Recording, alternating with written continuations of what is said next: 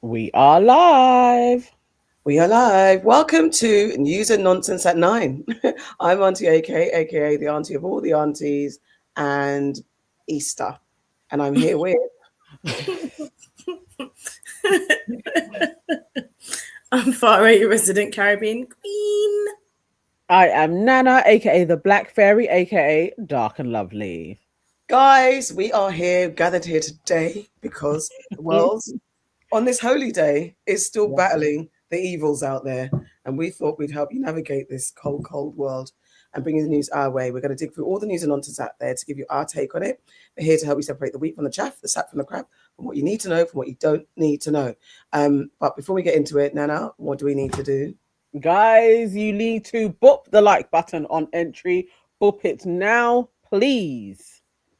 And Farah, what do they need to do? If you haven't already, you need to subscribe to our membership, and it is £4.99. Sign up now for extra aunties and all extra goodness. Yes, please. And also, before we get into all the mess of the week, we need you to know that these are just our opinions. We are not experts. This is the Cool Aunties WhatsApp group. We want actual and factuals. Ask TLC, Google, or phone a friend. And any links we share for you are for you to dig deeper and do your own research. Please do your research. Don't come for us either, because we will come for you. You'll get an auntie takedown by Farah or by Nana or an essay from myself. There we go. I was waiting for you to include yourself in it. Normally I leave myself out, but I was like, okay, I'll add one. I mean, you do stuff too. I said I'll do my essays. And who's in the chat? Let's check. Who's doing roll call? Who's here today? Who do we have with us today? Guys, come in. Roll up, roll up. All right, we have Yvonne is in the house bright and early. Hi. We have Dora with us as well. We have Little Rock in the house. Sora says, hello, beautiful aunties. Thank you so much. And Sora also says, hope everyone had a restful bank holiday. How's Nice. How's your bank holiday been, guys? It's been all right, you know. Well, you know what? To be fair, I've been editing most of the day. I did our episode. I did some extra bits for the corporate bits. Like I've been editing most of the day, and I got to see one of my kids because they're both away. Well, one of them, eldest, dropped by for a few hours, so that's Where are they? They're with their auntie. Okay. Yeah, not I far. thought you meant like they were away. No. They just they did Easter with their auntie. She always does like an Easter hunt thing with them since they were little, and so the cousins got together and they did that again. That's very cute. That's very cute. Isn't it? Good auntie. That's Yes. very cute. My daughter's off on a she's going to Gordon Brown's got some, it's like PGL. He's got like a place where they go and do camp and sports and all that kind of stuff. Yeah. And it's so funny because I actually thought it was Gordon, what's the one that cooks? Gordon Ramsay.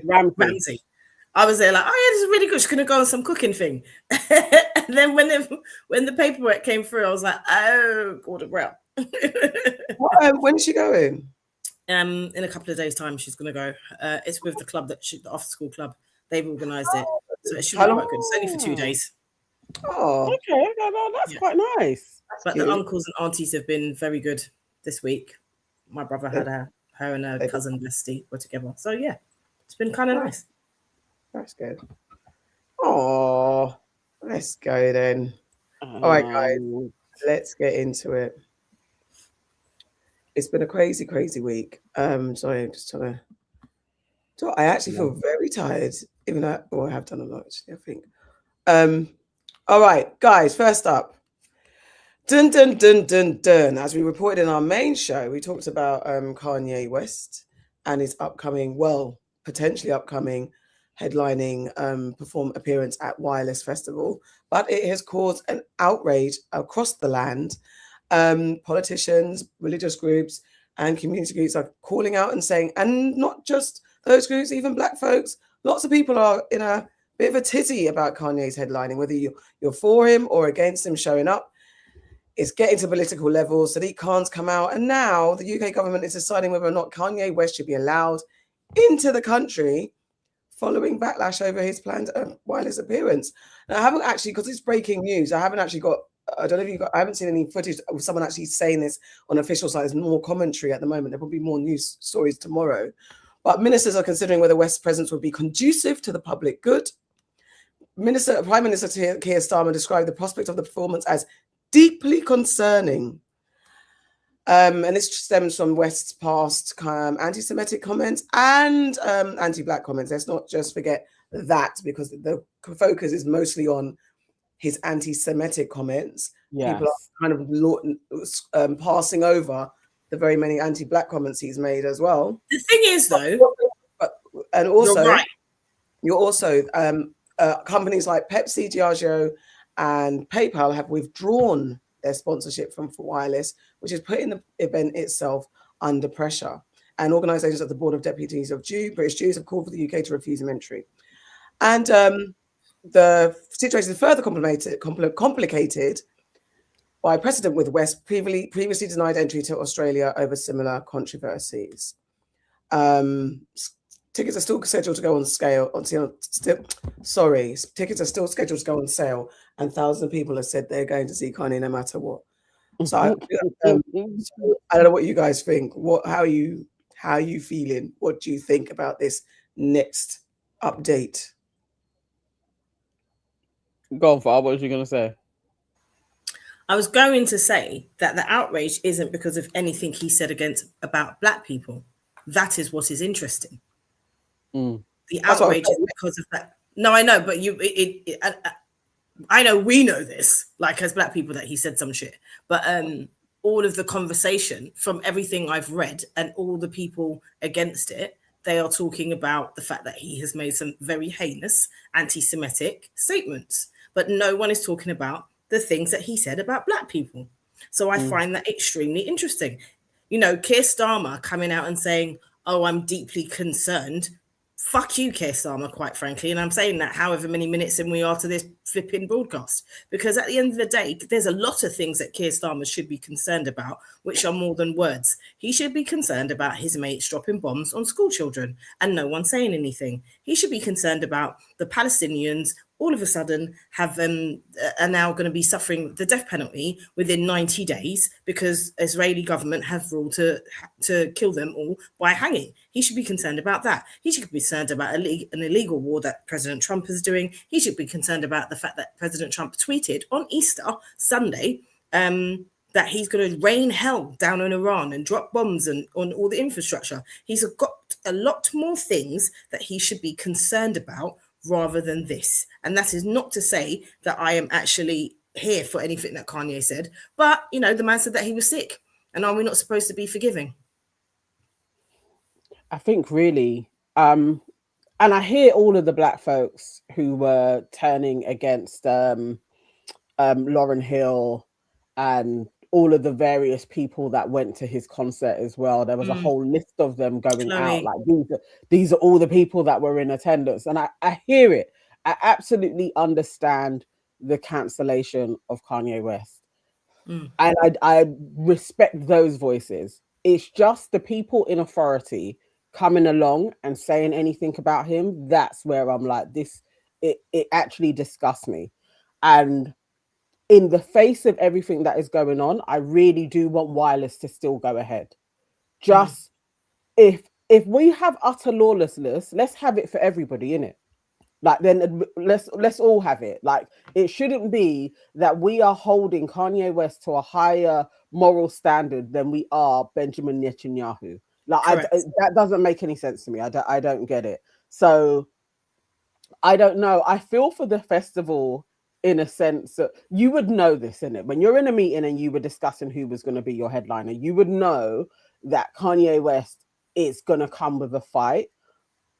But then when it goes to government level and now they may not even give him a visa, it's like, oh, fuck's sake. But let's see where it goes. I just feel that the government has way more shit to be dealing with than this overall. Yeah, do you know what? It's annoying that there's you're forced to do a bit of whataboutery because of the state of the world today. Because I think I was saying that I can see and understand why people are up in arms about him headlining and him continuing to be booked, and there is consideration for actually. It's not for anyone else to be so up in arms at what he said than us, and it goes back to what I said on the main show about us not having a strong enough body that can affect people's bottom line when things like this happen. And this is where the disproportionate power structure makes it a problem, because I think what we've seen across the board, I've seen lots of commentary saying we're so empathetic, we're so forgiving. And it's not that you want to be a hard line, don't forgive anybody and lose your empathy, because that's something that makes us great as Black people. But at the same time, it in different circumstances, it becomes a problem when we're so forgiving and so forgetting. But it's that line where people talk about other communities, when someone in their community does something wrong. And I do think it's relative to whether you're inside the community or not. But on the outside looking in, it looks like when someone from a community, any other community does something wrong, their people seemingly rally around them and have their back, which is what we try to do as well. We try to have people's back, but then we can also be extremely judgmental, and it comes down to who you like to who you don't like. Because someone say, who's the priority? I give an R. Kelly or a Drake or someone did something similar, there might be a different voice saying, actually, no, you're right, he shouldn't be headlining. And it might be a stronger support of him, that person not headlining. Do you get what I'm saying? So I think sometimes our emotions are too tied to these things to look at it black and white, but to have a nuanced conversation in the face of what's going on in the world today is so difficult, because absolutely right, there are people that are allowed into the UK with no problem. Netanyahu can come into the UK, and Trump can come to the UK, and they're not banned, and they should not be welcome on this soil, considering everything that's going on this earth. And over a rapper that says heinous things, but if you look in the hierarchy of people doing shit, he's not killing anyone. But and I get it. I get that point. I just think it misses the context of where we all understand why Kanye should be cancelled. He started off shitting on Black folks, and nobody gave a hootenanny about it. That's why I'm like, I don't give a hootenanny about it, because you didn't care when he was saying slavery was a choice. You didn't care when he was wearing White Lives Matter tops. He and was saying some shit about Harriet Tubman. Yeah, all of that. It's only when he says something about the community that shall remain nameless. They are the ones now that everybody is up in arms about, who are also the same place in Israel that are committing a genocide. And it's like, no. But the thing is, you know what they're arguing for? That I'm like, absolutely. I'm not in the same way that they can have cognitive whatever they have all of the cognitive shits going on. I too can have that. Yeah. In regards to wireless and how they kind of stay afloat, Charmaine Post had something good. Had an interesting perspective on it. I've pulled out of Wireless Festival ahead of Kanye West headlining. What's actually really being highlighted here is a big why. Not why brands wouldn't want to be associated with anti-Semitism. Come on, that's not really up for debate, is it? We'll be clear, anti-Semitism is harmful and wrong. And once you acknowledge that, it raises another question. Is this about risk or power? Because if this is about harm, why is it that only certain types of harm seem to trigger immediate financial consequences? Because when corporate money moves this fast, it's rarely just about what was actually being said. It's also about how that risk is interpreted, how far it travels, and what it exposes brands to. Ye's anti-Semitic remarks moved into a category that is globally recognized, legally sensitive, and institutionally enforced, meaning that brands are not only reacting to the statement itself, but also to regulatory pressure, shareholder expectations, and how that association is judged across multiple markets. So let's ask the bigger question. What actually makes corporate money move? I mean, drill rap music has narrated violence in Black communities for years, and brands stayed in the building, right? The World Cup hosted a tournament with documented worker deaths, and sponsors renewed their deals. And across football and more broadly, brands have continued to sponsor environments where racism has been reported repeatedly without the same immediate withdrawal of capital. But anti-Semitism triggered an immediate corporate exit. The question isn't whether one is worse than the other. It's what has to be true about a category of harm for corporate money to actually move. Now, here's where it shifts. Tottenham Hotspur recently were reported to have distanced from hosting him. This is no longer just marketing. This is infrastructure protecting itself. And that's when you know risk has escalated. Now, if I'm advising wireless, I'm not panicking. I'm repositioning. First, replace corporate money with aligned money. Challenge brands, creator-led businesses, culture-first companies that benefit from proximity rather than safety. Second, monetize attention directly. Live streams, exclusive content, global access, because the audience hasn't gone anywhere. Third, break the sponsorship model. Stop relying on a few large partners and rebuild across multiple smaller deals. For example, stage partners, creator-led activations, and paid live stream slots. So no single sponsor holds the power, because the moment one brand can't pull out and destabilize you, you've taken back control. There's also a deeper insight. Cancellation only works when capital, distribution, and infrastructure move together. If the audience stays and the new money replaces old money, then this isn't cancellation, it's a reallocation of power. And if wireless pulls this off, brands stop leading culture and start following it. What are your thoughts, though? Pepsi and... What are your thoughts? So spot on. Spot on. Like I was saying earlier on, me and Russ were talking about this, and I was like, I feel that there is enough. Like I was like, I don't even care who the company is, who the people are.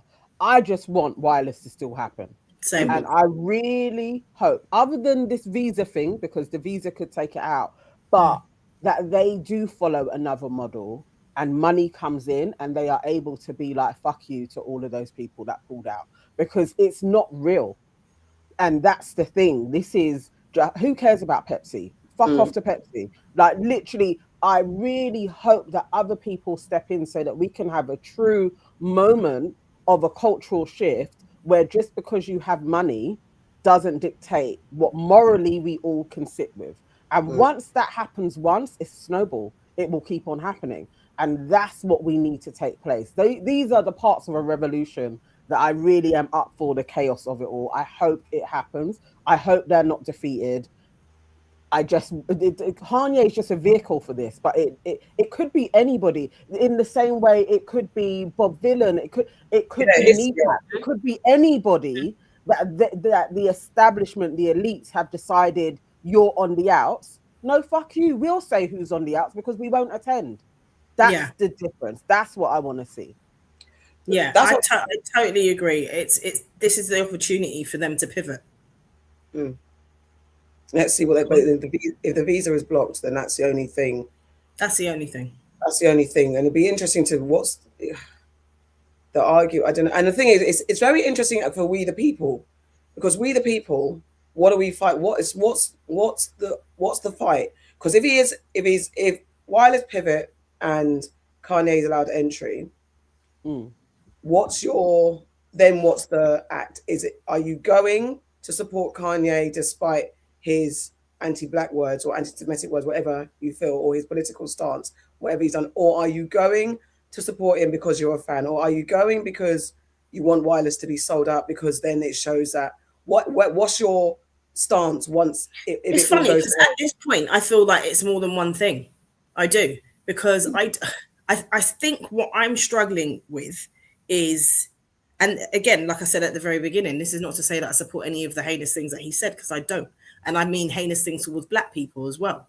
But I think what I'm struggling with is how quickly that these corporations and the government have stepped in to talk about this when they are mute on a lot of other things that are a lot more important. So that's what I'm struggling with.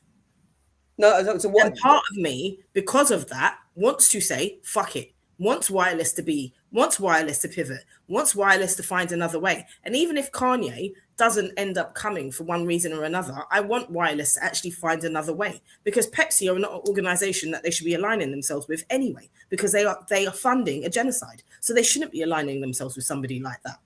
It's like how people can have the moral high ground over here when they're doing so much fucking bullshit on another place. It's like, seriously, you cannot talk. You do not have a leg to stand on.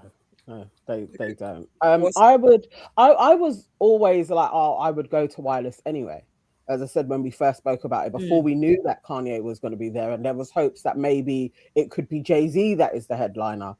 I enjoy wireless. I like it. So if I go, it's because I want to go. And it's not really because of Kanye. That's just an added kind of fuck you that it managed to happen.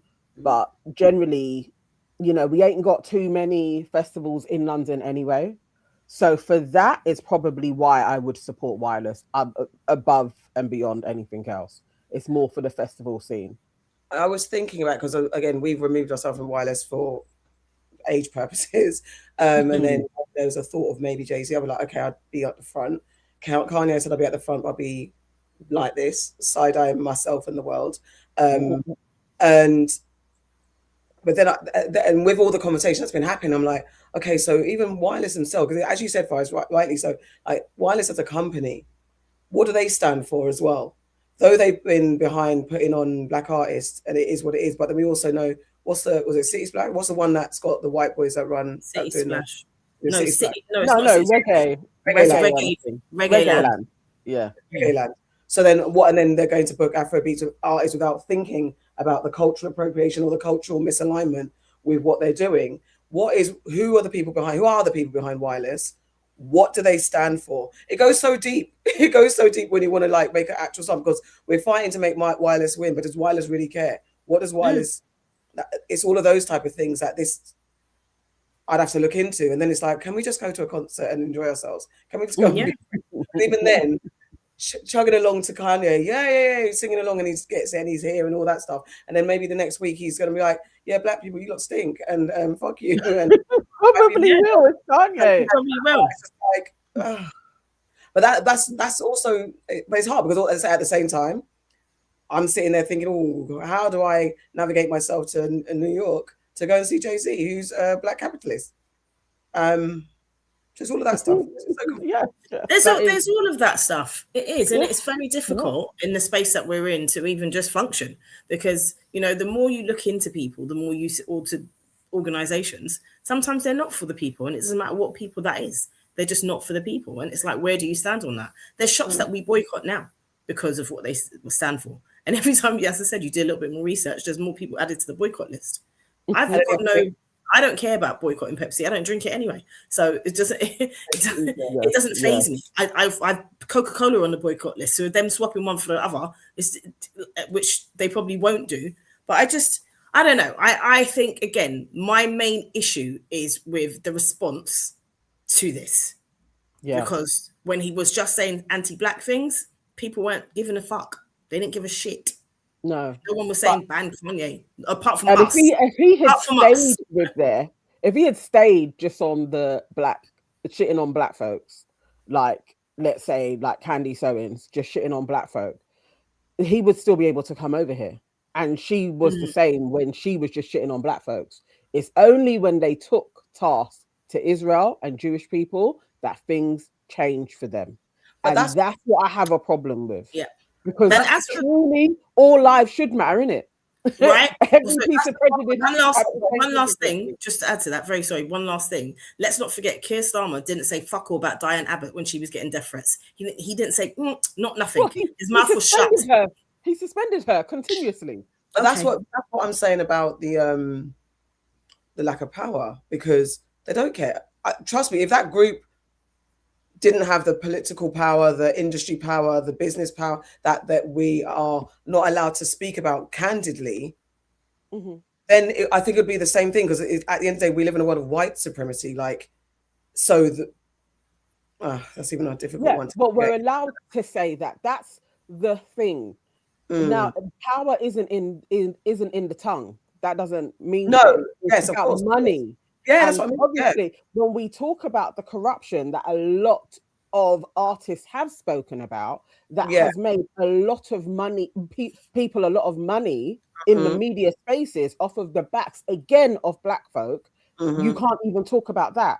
And that's the maneuvering where it's like, no, I'm not going to sail to their tune, because it's too corrupt on too many levels. The fact that we don't have power is also down to a few of those folks well. Yeah. That now we should be like, oh no, you can't talk about them bad. No, it's muddy over here. Now, other folks can champion for them, but I feel like as a black person, there is a lot of nuance, and there is a power has been removed from us and vacated elsewhere. But that's the only part where I'm like, when I say they don't care, I can't expect them to care. They don't care. They don't care about anybody but they. So that's that's the only thing I'm just like, it's not. I don't care that they don't care because they don't care. It's not because they don't care. They just don't care. It's crazy. It is crazy. What is white supremacy? Get a book, darling. Let's get. I was wondering what you were saying there, and then I saw the comment.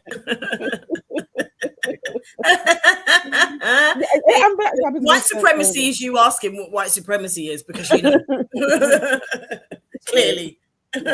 Richard.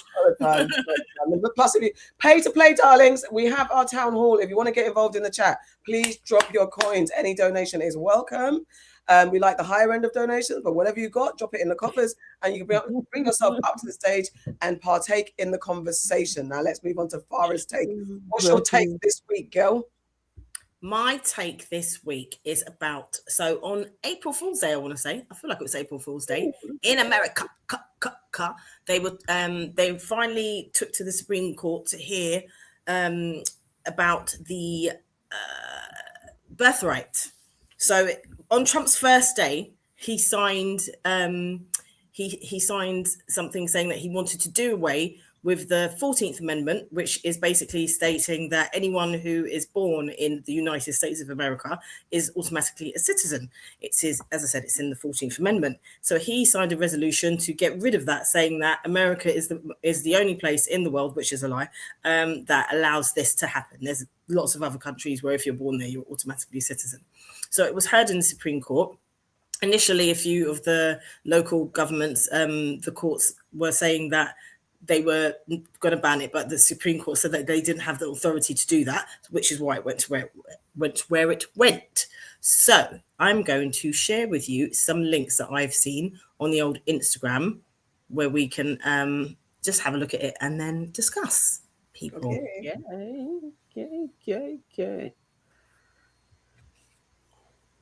Can you see that? Yeah, you can. Great. So first of all, what do you say? So I love Desi. Did you say you're dizzy? I said I love Desi.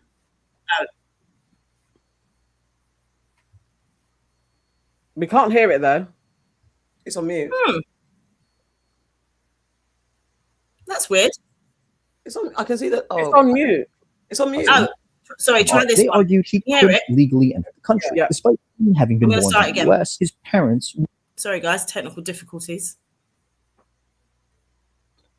Will the Supreme Court let Trump take it away? In 1873, Wong Kim Ark was born in San Francisco to Cantonese immigrants who ran a general store. In 95, returning from a trip to China, San Francisco Customs detained Kim Ark. They argued he couldn't legally enter the country. Despite him having been born in the US, his parents weren't US citizens. At the time, Chinese were excluded from becoming American. Now, birthright citizenship was a century-old practice in the US for whites. Only in 1968 did the 14th Amendment extend that to the native-born children of enslaved Africans, whom the law had categorized as property, not citizens. It proclaimed all persons born in the U.S. are citizens of the U.S. It would take 30 more years to define what all persons meant. After 3 years of legal battles, in 1998, the Supreme Court affirmed Kim Ark's U.S. citizenship. Wong Kim Ark acquired citizenship by birth within the US. That meant citizenship was everyone's birthright, regardless of their race or where their parents came from. That's stood for 130 years as the law of the land. Then, last year, President Trump issued an executive order contradicting the case law. Yesterday, in the same room that landmark ruling was issued, the court heard arguments from the ACLU's Cecilia Wong defending Kim Ark's legal precedent.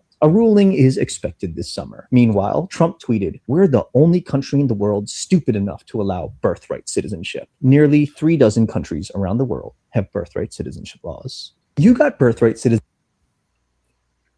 One more. I don't want to see any jokes today, or nothing's funnier than the current timeline we live on. Marco Rubio was quoted saying, "Just because you were born on U.S. soil doesn't make you a citizen. Your parents must be U.S. citizens." What? That is really from the self-hating Latino named Marco Rubio, because his parents were Cuban immigrants. They were not citizens when he was born. But that's not true, because today the president of the United States did something that no other president has ever done in the history of this country. He attended a Supreme Court hearing on birthright citizenship. If you recall, on day one of his presidency, he signed an executive order revoking the 14th Amendment, the clause that says if you were born on U.S. soil, you are therefore a United States citizen or U.S. territories. That, he is claiming, is being interpreted too broadly. It had to do with the babies of slaves and the protection of the babies of slaves. It didn't have to do with the protection of multi-millionaires and billionaires wanting to have their children get an American citizenship. Our country is being scammed. We're getting all of these people. They're selling the rights to them. People are making a big living, getting hundreds of thousands and even millions of dollars from bringing people in and saying, congratulations, your whole family is going to be a citizen. Right. But the Trump administration's righteous indignation towards immigrants and towards citizenship and towards keeping specific people out of the country is rooted in racism. It is rooted in keeping brown people, Latinos, who are their de facto enemy right now, out of the country. And they say things like they're ruining the culture, or we're not culturally compatible. And that goes for Muslims as well. But if Marco Rubio is saying that people need to be born a U.S. citizen to U.S. citizens or they're immigrants, that means that Donald Trump needs to forfeit his birthright because he's the child of an immigrant. So was Donald Trump's father. Donald Trump's children, Ivanka, Eric, Donald Jr., their mother, Ivana, was an immigrant. Barron Trump and Slovenian robot Melania Trump are immigrants. So therefore, they shouldn't be American citizens. J.D. Vance's children and Usha Vance would not be citizens. So which is it? You want brown people, who is crazy to me because you're Cuban, to not have the right to be citizens in this country? Or is it you just want white people? And we know that's the case because the president has said on numerous occasions that he wants immigrants from nice places like Sweden and Scandinavia and Germany. You say, why is it we only take people from shithole countries, right? Why can't we have some people from Norway, Sweden, just a few? And Trump saying that people have abused this to come to this country and make money and profit off the country. Trump's family literally are products of European immigration after being exiled from Bavaria, making money off brothels, stealing from the government. You have literally 300 lawsuits against you for being a crook, a thief, and a scammer from Queens, New York. So the audacity of you to try to vilify people who are coming here for a better life, who are actually doing jobs that people like you would never do to help our economy and pay taxes, it's just racism. To come on TV and make this statement as a Cuban immigrant, the child of Cuban immigrants, I fear we've reached the lowest place this country can go. This country has no backbone, no moral compass, and it's just we're in the gutter. This timeline is the best script for Black Mirror next season. That's all I can say. It's April 1st. One more. Oh, I'm on mute. Tourism. Do you have any information about how common that is or how significant a problem it is? It's a great question. No one knows for sure. There's a March 9th letter from a number of members of Congress to DHS saying, do we have any information about this? The media reports indicate estimates could be over 1 million or 1.5 million from the People's Republic of China alone. The congressional report that we cite in our brief talks about certain hotspots like Russian elites coming to Miami through these tourism companies. And I mean, here's the facts about it that I think is striking. Media reported as early as 2015 that based on Chinese media reports, there are 500 birth tourism companies in the People's Republic of China whose business is to bring people here to give birth and return to that nation. Having said all that, you do agree that that has no impact on the legal analysis before us?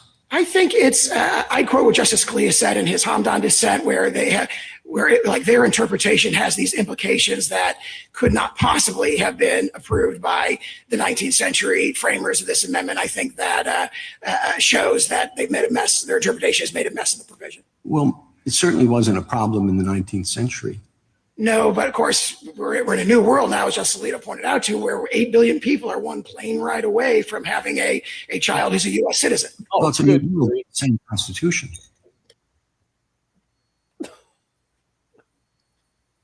Their racism turns them insane. So basically, go on. Yeah, go on. I was just gonna say, I wouldn't even like if when they're talking about their cases, it was steeped in fact. I'd be like, okay, let's hear it out. Let's hear it out. Like 8 billion people are not a plane ride from going anywhere. There's probably not even 1 billion people that are able to travel, that have the means to. Like, it's like, let's just talk in facts of how it can actually happen. Like when they were doing Brexit over here, and it was like, you know, there's going to be millions of people knocking at the door and trying to run into the country, and there wasn't. Let's just be honest about the thing. And then overall, the land ain't even yours. That part. So this is what's funny about the land, not the land not even being there. There's a part where that man is being questioned again, and they ask him if whether or not he believes that Native Americans should have the right to citizenship, and he's basically I'm in an R in and saying, well, I'm not sure. Well, maybe they should do. I'm not sure. I'd have to look into it. You'd have to look into whether or not Native Americans have the right to American citizenship.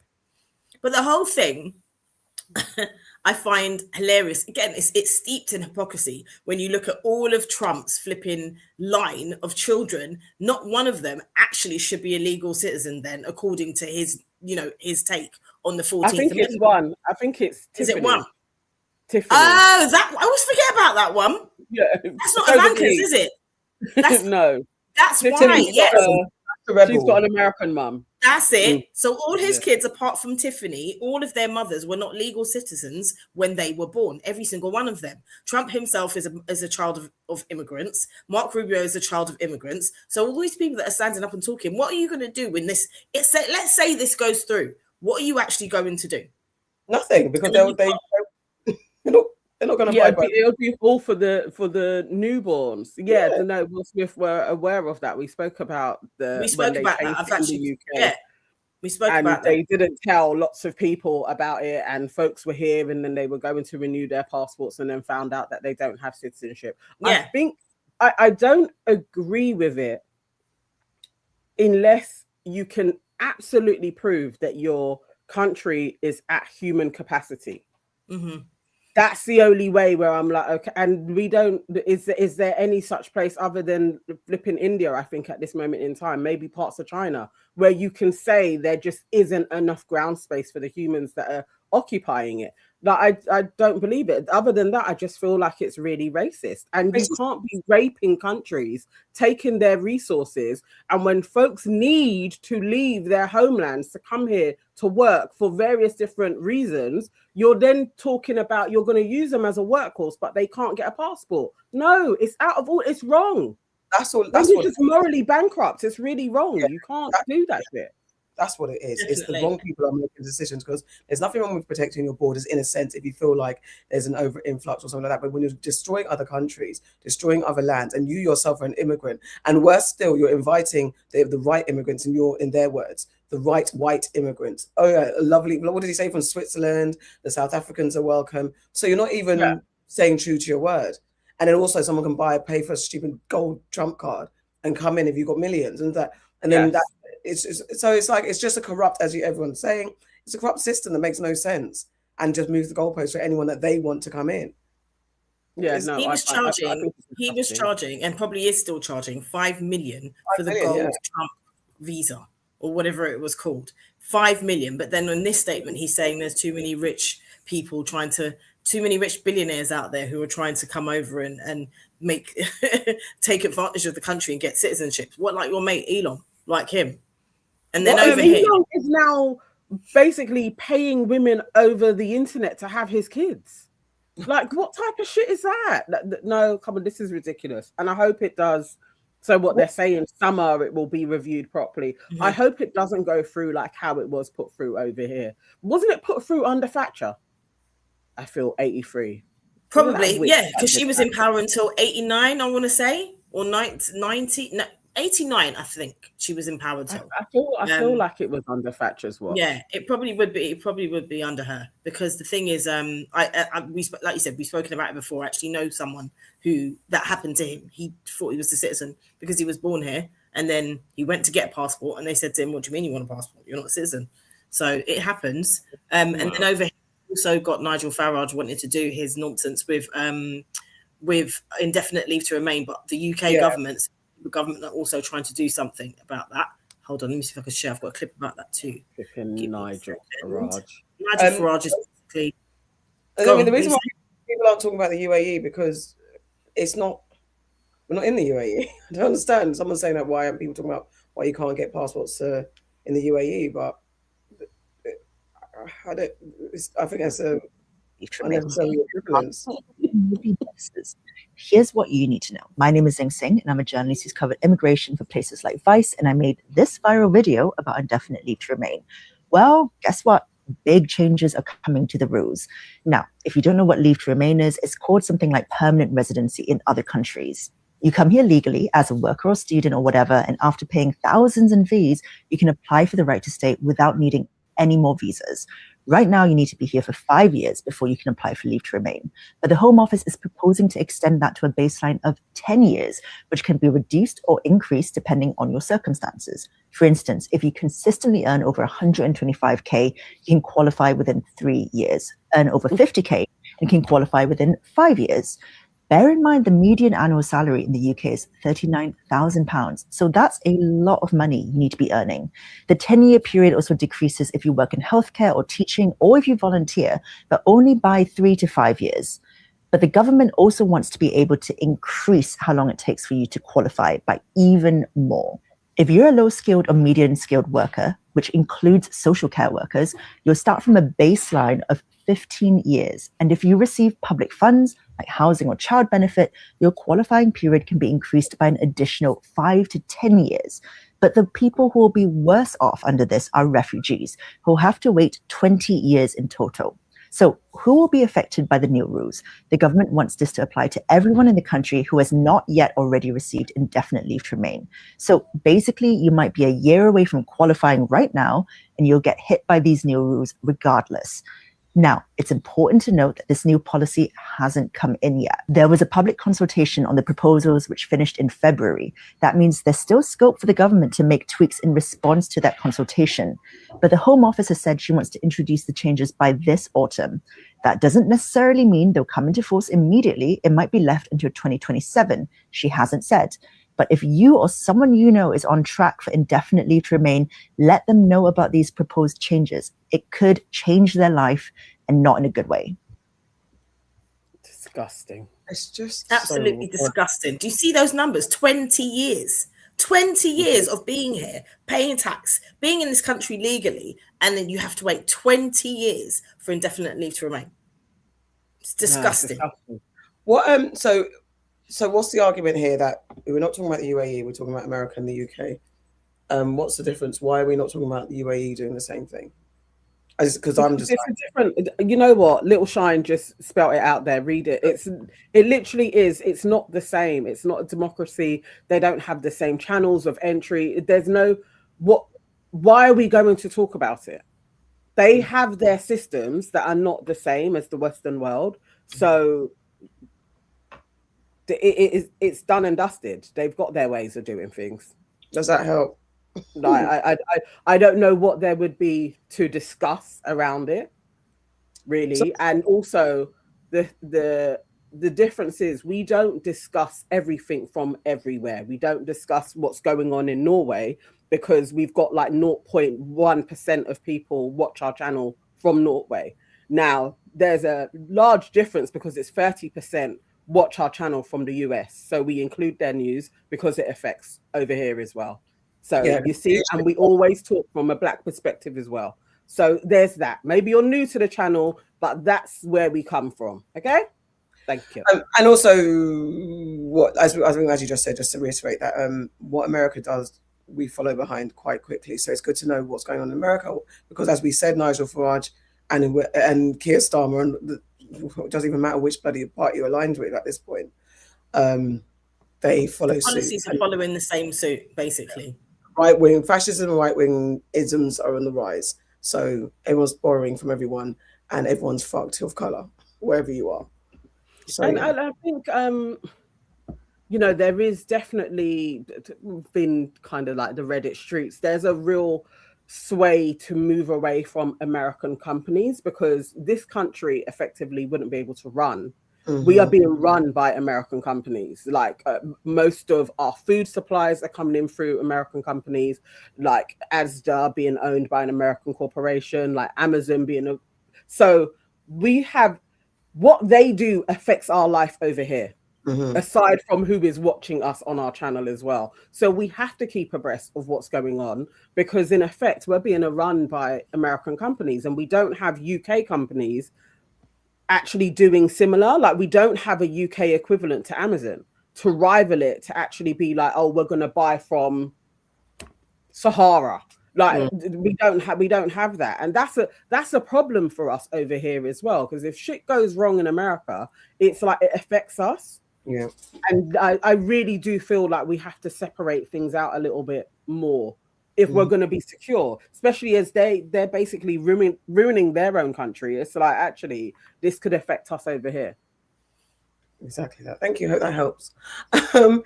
Let's move on. Oh, have you finished, Farrah? Yeah. Okay. Let's get into Nana's Alternative Corner. My alternative corner. Okay. It's actually interesting because it follows on nicely from Farrah. It's about birth and clones. Now, you remember in the 80s, yeah, that we all had Cabbage Patch Kids. Like it was a big thing, the dolls, and everybody had one. And it was like the dolls came with a birth certificate. Did any of you two have it? Yeah. I never had it, but I remember it. I wanted one. I didn't have one. I wanted one. Also, my mum was not going to queue up for a doll or anything like that, so I never had one. But apparently the dolls came with a birth certificate. They did. Now, I was scrolling online. I'm going to show you what I saw that took me down a rabbit hole, and we can discuss it. I think... Do you think you know about this? No, I feel like we've even spoken about it before on one of the shows, but let's go. Okay. I didn't want to know. So I was like, I think I know where this is going, but I wanted. I didn't want to. I wanted to see if I was right. Okay, all right. This is an interesting guy called Indigo, and he is at a conference. Hang on, let me get this going. I have to see what Farrah did.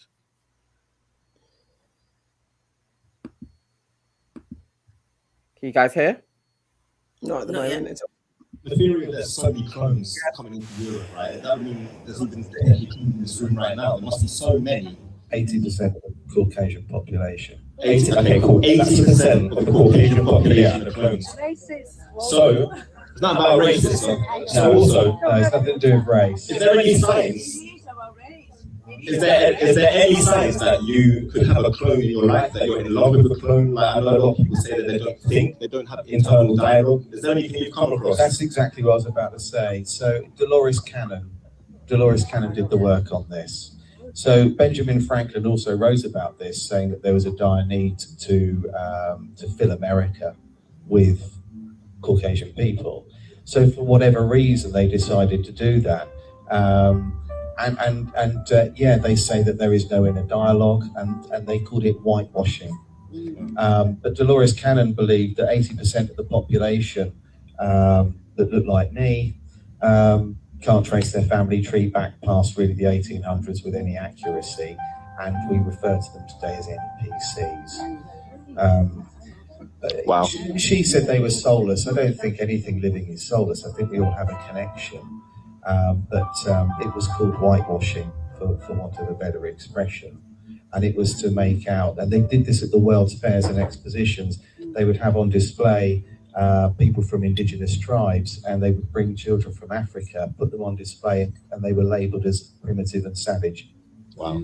And this was specifically to dumb down and remove history. And this is connected to the Moors from Africa, who built some of the most beautiful architecture in the world. They wanted everyone to consider them as primitive, and Tartaria was removed for a similar reason. So we would consider Moscow, Russia, to be behind, a little bit backward, and that was another part of it. So that's what happened. And what I'd suggest people do is watch the second film that Alice Guy produced, which is on YouTube. It's called Midwife to the Upper Classes, and you'll see an example there of where the middle class couple come. All right, so I saw that and I was like, hang on, that's a little crazy. Like, can we really say sweeping numbers of Caucasian people have been cloned? And so then I went down the rabbit hole of actually looking into this to find out if there was anything on YouTube. Like he said, I couldn't find what he pointed me to, but then I found another video explaining early cinema and the depiction of it. And I remember seeing one of these cards that when I was a kid in a shop that had a baby on it that went around. So I just want to share that, and for us to have a bit of a discussion about cloning, and if you think that you have met a clone as well, I will show you that. Do you think you have seen a clone before, though? Just quickly while I'm setting it up. I don't think I have, because I don't know what to look out for. But what I did think this story was going to was Cabbage Patch, similar to the Wayfair scandal, and that Cabbage Patch was being traded as representation as trafficking kids. That was another kind of folklore thing that was attached to Cabbage Patch. Yeah. It literally is. It literally is that as well. It's all connected. But meeting a clone, no, to be honest, I don't think I've met someone I met dodgy people. I'd probably say alien before clone. Okay. So I don't think I've met someone who's...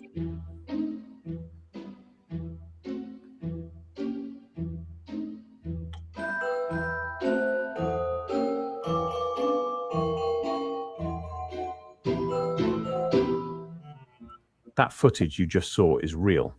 A woman in a corset standing in a painted garden. She reaches behind an oversized cabbage. She pulls out a living baby. She sets it on the ground like produce. Then she does it again. That film is from 1900. It is the oldest surviving narrative film in existence. The woman playing the fairy is Yvonne Mugnier-Serand. The director is Alice Guy Blash. And nobody talks about why this particular story was the first one cinema ever told. February 1896. Paris. A 22-year-old secretary named Alice Guy walks down Boulevard Poissonnière. She is heading toward the cabarets of Montmartre. But she stops at a storefront she has never noticed before. The windows are lit. Inside, against the wall, are rows of glass and metal boxes. Inside those boxes are living human babies, premature infants, some small enough to fit in a man's palm. They are lying in machines modeled after chicken egg incubators, because that is exactly what they are. The inventor, a French engineer named Alexandre Lyon, patented this device on October 28, 1889. He based it on poultry equipment, and he funded the entire operation by charging the public admission to come watch newborns fight for their lives. 50,000 visitors paid to see these babies in the first year alone. Alice Guy was one of them. Her granddaughter, Regine Blash-Bolton, confirmed this decades later. Alice walked into that storefront, saw infants displayed in glass boxes for paying strangers, and 3 months later created the first narrative film ever recorded. A fairy harvesting babies from a cabbage garden. The Art Nouveau poster advertising Lyon's exhibition makes the connection even more explicit. Designed by Adolfo Hohenstein, it shows a nurse cradling 3 infants. Behind her, vines sprout baby heads in place of flowers. Drawings of children growing like botanical specimens fill the background. This poster hung on the streets of Paris in 1896. Babies depicted as things that grow on plants, not born, grown. That visual language appeared on a Paris boulevard before the postcards, before the dolls, before any of it. Now here is where most people who have covered this topic start. The postcards. Between 1900 and 1920, hundreds of thousands of postcards flooded Europe and North America, showing babies growing in cabbage patches, babies being pulled from the earth like vegetables, babies tended by gardeners and delivered to couples who browse through them like shoppers selecting fruit. These were not produced by a single company running a campaign. They came from dozens of studios across Germany, France, Russia, Spain, Britain, and the United States. Multiple languages, multiple artistic styles, no documented coordinating source. Art historians classify them as whimsical birth announcements. sentimental imagery, harmless folklore.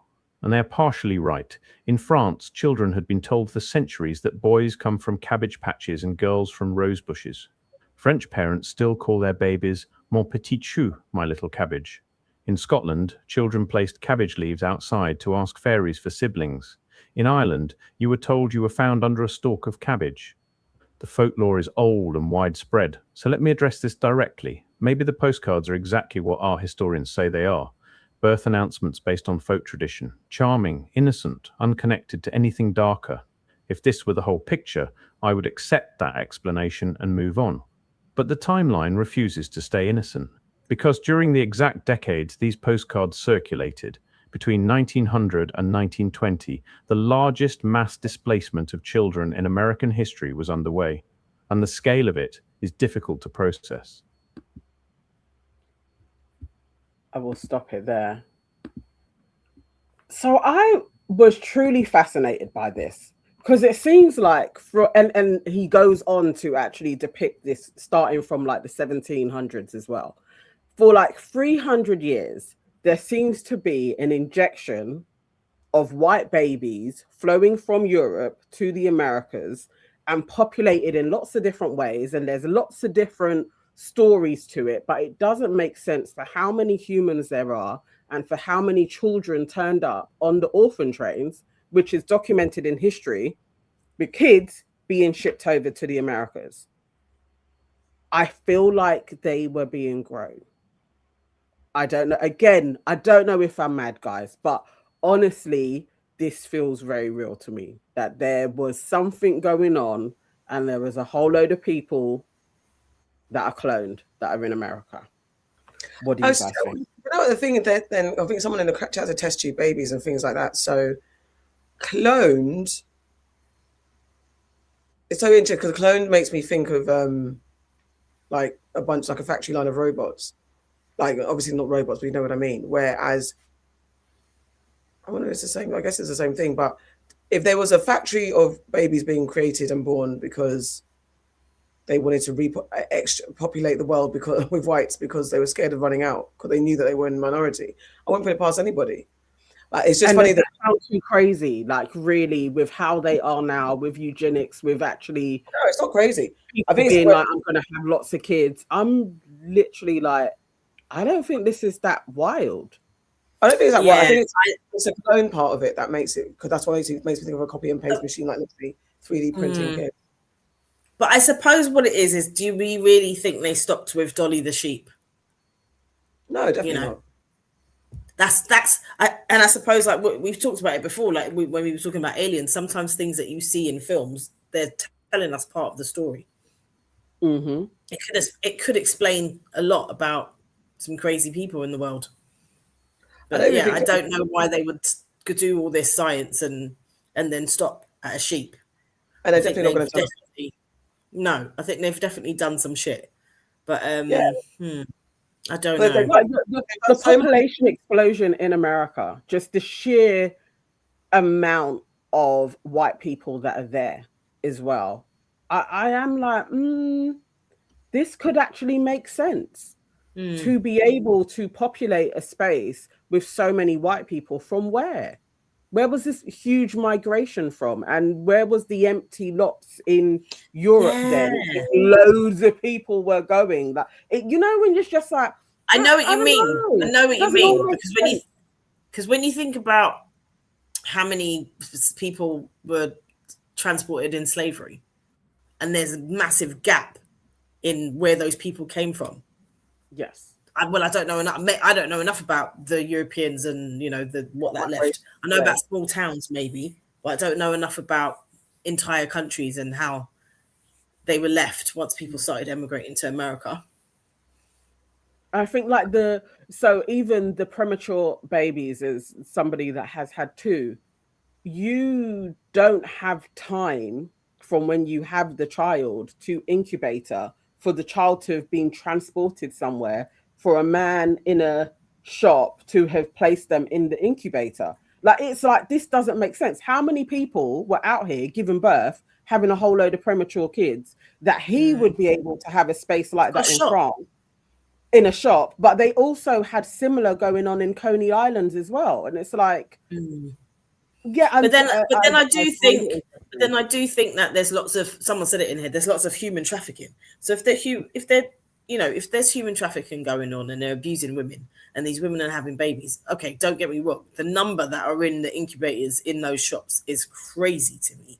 But I wouldn't put it past people doing stuff like that in order to just have people making babies, and that's all they're doing. I wouldn't put it past science getting involved. I wouldn't put it past them just having human baby making factories. Yeah. I mean, you know, when they were breeding blacks to make sure they had workers, an abundance of workers, they definitely could easily have bred white people to keep the population populated. And especially when you've lost bodies to war, hundreds and thousands of millions of people to war, waging war, and your numbers are depleting. And despite what white supremacy tells you, they're the minority globally. They're the global minority, by pretending to be the majority. So there's always going to be a line. And I wonder if, I mean, look, there's a loads of displaced children from war. There's going to be orphans of war, and there's definitely going to be. It's the cloning part that threw me. I feel like they may have mixed them all in there, all of those factors, but I still have a part of, and it could just be my mind, even the whole thing of getting us used to saying test tube baby, and that being such a indoctrination. So we're not saying clone, we're saying test tube baby, but is it not kind of the same thing? But that's the part. Even if you go through IVF and they take your eggs, because again, you are relying on an institution taking your stuff, and they say that they're freezing it. We don't know what the hell they're doing. And, you know, I've said it on the pod many a time, like I was prepared to go down that whole route of sharing eggs with somebody. I don't know if I had done it and I could have produced lots of eggs, I don't know what they're going to do with my eggs. Actually don't, but they have that stuff. You leave it in the institution. So we don't know what they're doing. Don't know what goes on. And I think it was someone saying I don't think they had the technology in the 1700s. They were doing a lot.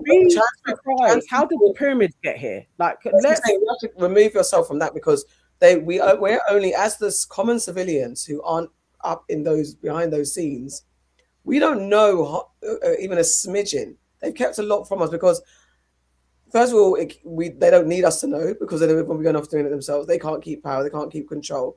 And even if we had didn't have corrupt leaders, I actually think it's responsible not to let everybody just know what going on. Anyway, but it's just that we're ruled by a bunch of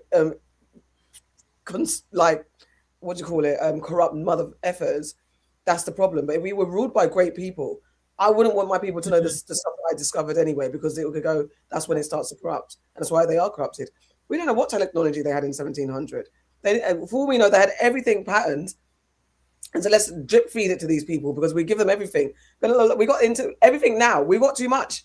Everything's gone crazy because humans can't control themselves. Let's bring it back to the days when we didn't have so much in abundance, and come back to community and people and loving each other and actually talking and communicating and doing human commune. We got too much, right? I think they do that every so often. Yeah, man. Humanity reaches a state. Yeah. And then they do a great reset, whether it's God, I don't know, or our own self-destruction. And then there is a great flood. There's too many stories of almost every type of human around the world that has the great reset story. And if you just go to Egypt and look at what is being depicted, there's flying machines, things that look like spaceships. It's like, obviously technology reached somewhere and got wiped out. It had to. Yeah, it absolutely had to. And I do believe that you know, we're only privy to what we're privy to. And I think that the ancient Egyptians, and not only the ancient Egyptians, like ancient civilizations in Africa, were doing things that people cannot replicate now. So how do we know? They can replicate it, but they don't want to, because like, what can we do here? It's all, I don't know.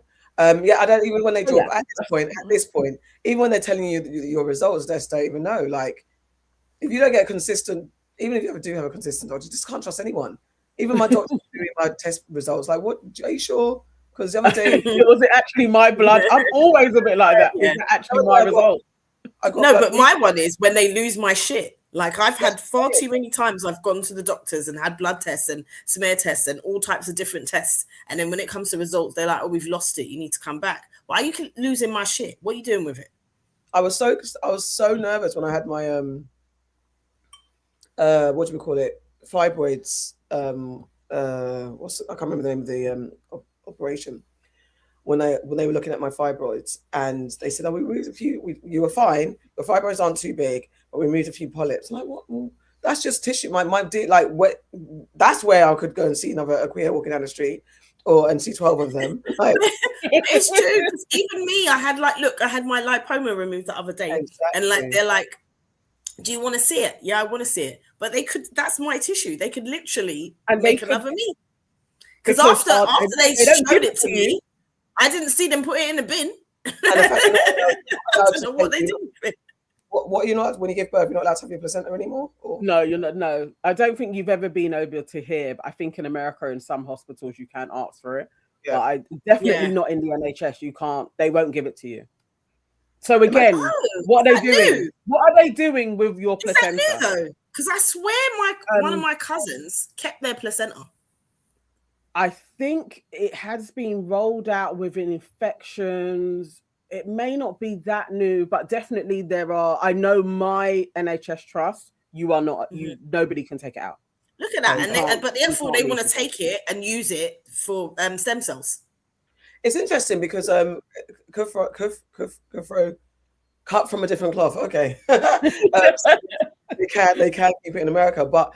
And Americans can get their blood type, all that stuff. And like I said over here, it's a mission to get your actual blood type over here and all that stuff, unless you're pregnant or unless you're seriously ill and you really need to know your blood.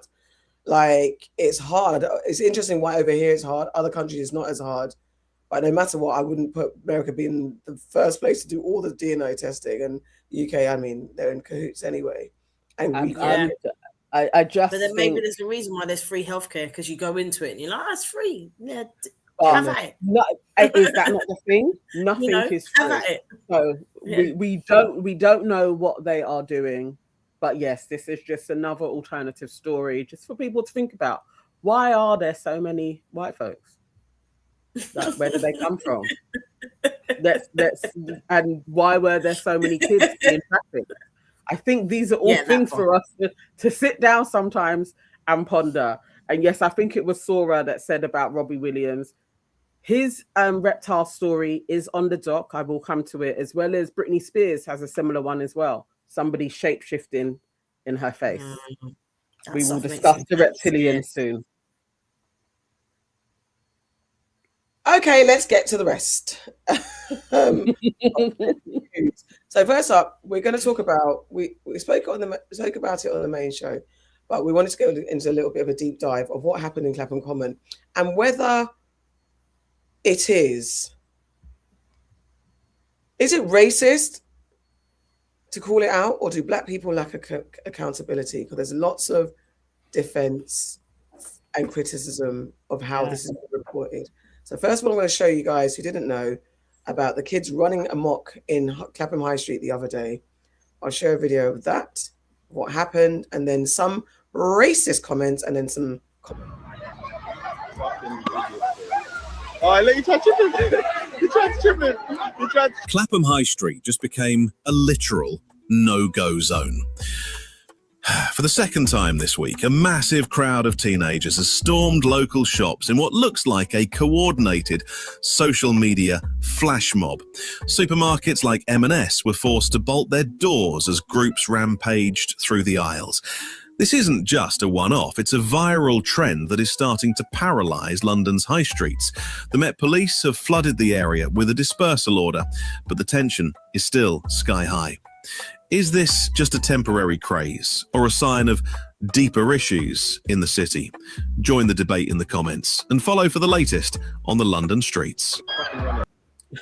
So that's the hyperbole. I haven't heard of any more steaming, so it's pretty much nipped in the bud. However, what is causing the violent teen link-ups? Let's get a little bit of commentary from our main UK.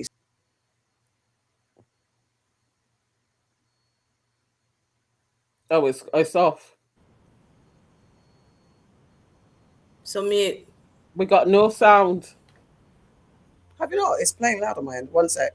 Sorry, I wanted to cut to then the people reacting instead of going to the whole of that story. And I thought we had sound. Sorry. Let's see if this is working. BB News. Yeah, because we got. Is it interesting that there was no footage of the people in Rochdale, isn't it? There's footage of Clapham, but there's no footage of Rochdale. Very interesting. Nicole in the chat just said that it happened in Milton Keynes yesterday as well.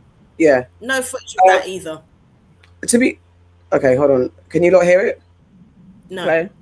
No. Yeah? No.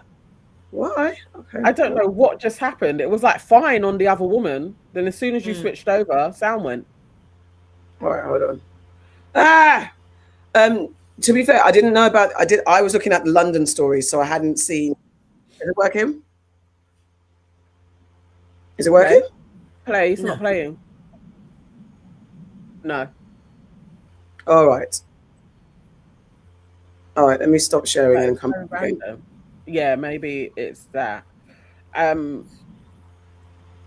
was looking around for more on it, and it all seemed to be from a few days ago. I didn't know that the kids in other areas had kept it going, because I know in London they seem to have got it under control, but I didn't. Retail consortium. Yeah. Okay.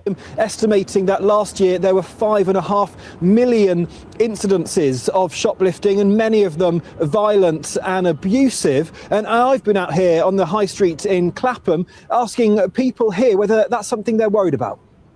I think a stronger police presence will kind of shut that down, but I think it also needs to kind of go deeper into the system, where we're kind of helping these troubled kids get like better opportunities so that they don't resort to this kind of stuff. It was a bit unsettling, so you don't feel as safe, but yeah, I still walk around, and I still feel like it's a good area to live in, right? So yeah, I don't see it as a major issue, but definitely something to pay attention to.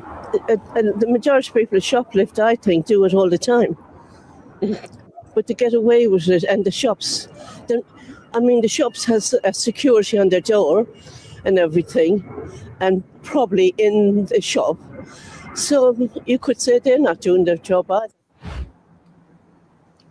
Well, we're here on Clapham High Street after 2 different instances of teenage antisocial behaviour in the last week. Hundreds of teenagers.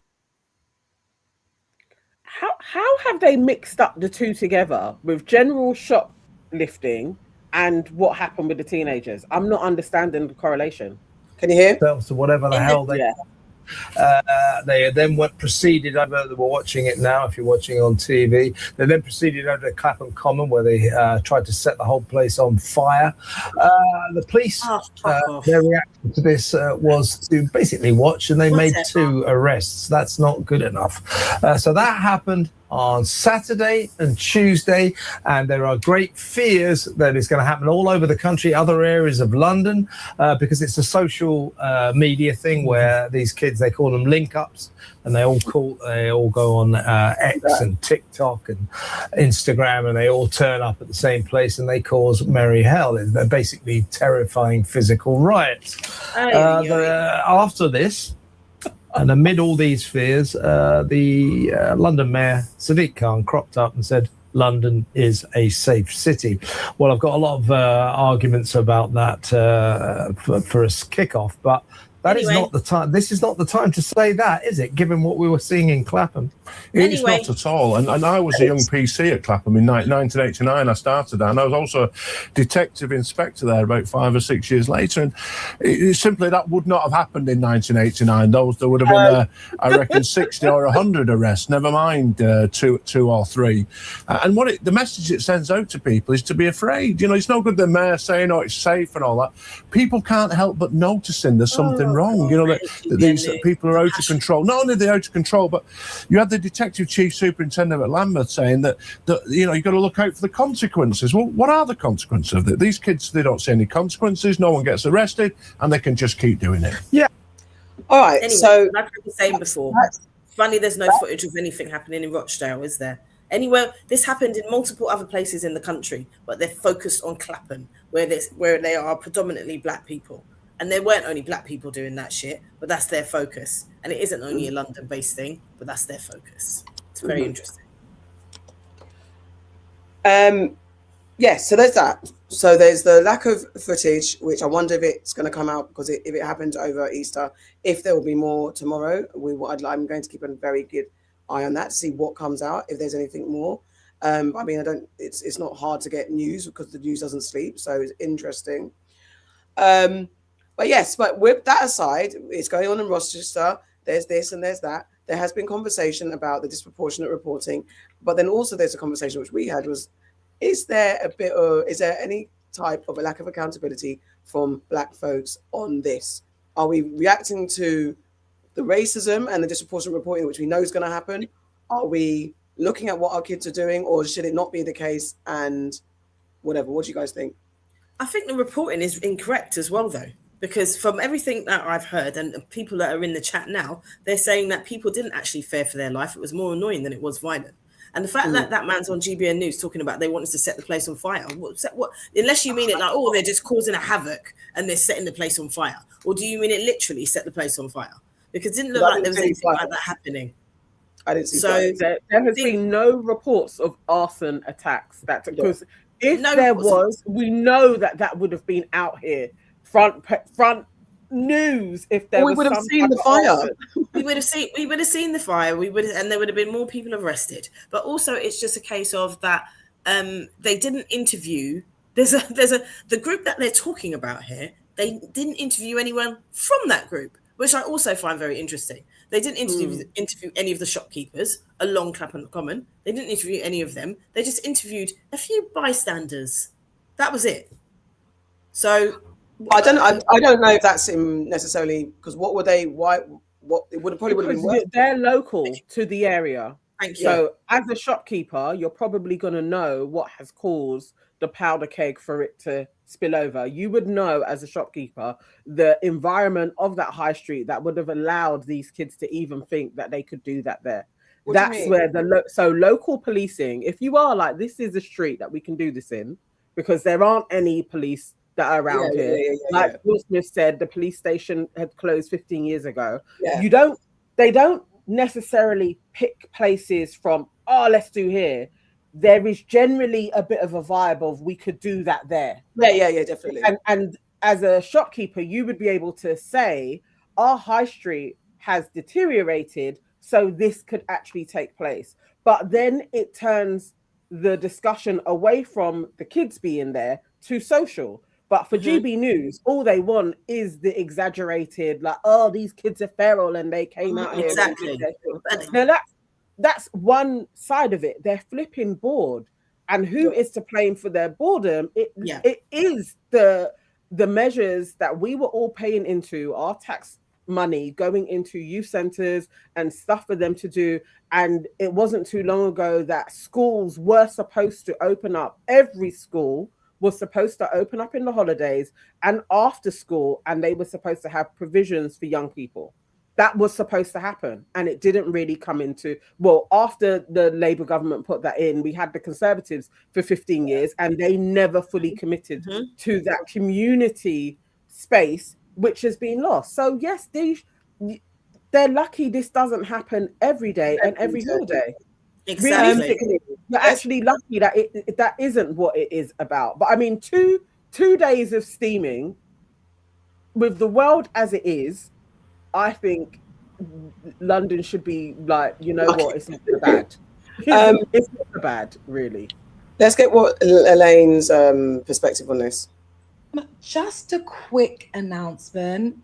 People who don't have kids, shut the fuck up about how we are raising ours, because I don't understand how you can be speaking about parenting when you ain't pushed out not one blood clot pick me yet. Yes, I agree that parenting in this day and age needs to be stepped up. And yes, I agree that also kids are having kids. But I don't expect kidless motherfuckers to be speaking about how we need to be parenting our children. It's half term right now. Do you know how much half term club is? It's almost £60 a week for half the day for one pitney. You understand? Can you imagine having 3 or 4? You have to beg friend and beg this one and ask your older child, oh, can you look after your brothers and sisters? Come and have to go work. And don't get me started on nursery fees, starting from 0 to 3 years old, that are more than your mortgage or rent. And if you earn £1 over that threshold, you are responsible for that full amount. They don't subsidize it the way you think they subsidize it. You understand? And it's even worse when you're a single parent. And the thing that really pisses me off as well is when they're attributing this youth chaos and all of these sorts of things in Croydon. Oh, it's the black people. It's the black people. It's the black community's fault. And I'm saying, okay, cool. Really, is it? Okay, let's run this back one time. And black kids are getting top grades, winning science competitions and performing well in the arts. Is that attributed to the black community? Does the media turn up there and say, yeah, it's because of the black community? No. They say, oh, look at the youth today. Oh, they're so bright. Oh, it's amazing to see British youth do so well. And none of you people brag about that. You scroll on. But when it comes to chaos and violence and disruption, and it happens in a certain part of London, all of a sudden your ears prick up when it comes to black people because you purposely look for that. So let's stop pretending like it's about behavior, because if it was, you'd be blowing up the good stories just as much as the bad. You don't ignore black excellence by accident. You ignore it because it doesn't fit your narrative. Because when white kids are tearing up festivals and tearing up beaches and starting fights at football matches and games and all of those sorts of things, you don't say it's because of the white race. It's because of the white community. It's because of the white people. You say, oh, we got a bit out of hand. Oh, you know, they can't take their drinks. And what's riding my rhythm even more is that I'm seeing a load of black people up in the blood clot comments talking about, yeah, it is the community. I'm black and I agree. I'm black and I agree. You people especially make me sick. If you don't get your Uncle Ruckus, Aunt Jemima ass out of them comments, this isn't the first time a big, massive crowd of young people are hanging around and are just doing dumb shit. And this won't be the last time a bag of young people are going to be standing around doing dumb shit. Thankfully, no one got hurt. And thankfully, no one got unalived. They were just being dumb. Get a grip. Just a quick announcement. I wanted to share this, what she posted, what Selena, who's founder of Coco Mag, said as well. This is just a quick message to say that the incident in Clapham, I was actually caught up in the middle of it. A young man actually ran past me when I was driving through Clapham, because we have one of our Easter clubs in Brixton. So my route home is through Clapham, and I saw all of these children just running. And I just quickly pulled the car over and I tried to get one of the police officers to explain what's going on. He didn't want to talk to me. But when I'm now reading on the news what's happened, you know, there's a lot of people blaming parents. I get parents that email me consistently who tell me that they have older children and they're actually being domestically abused by their older children.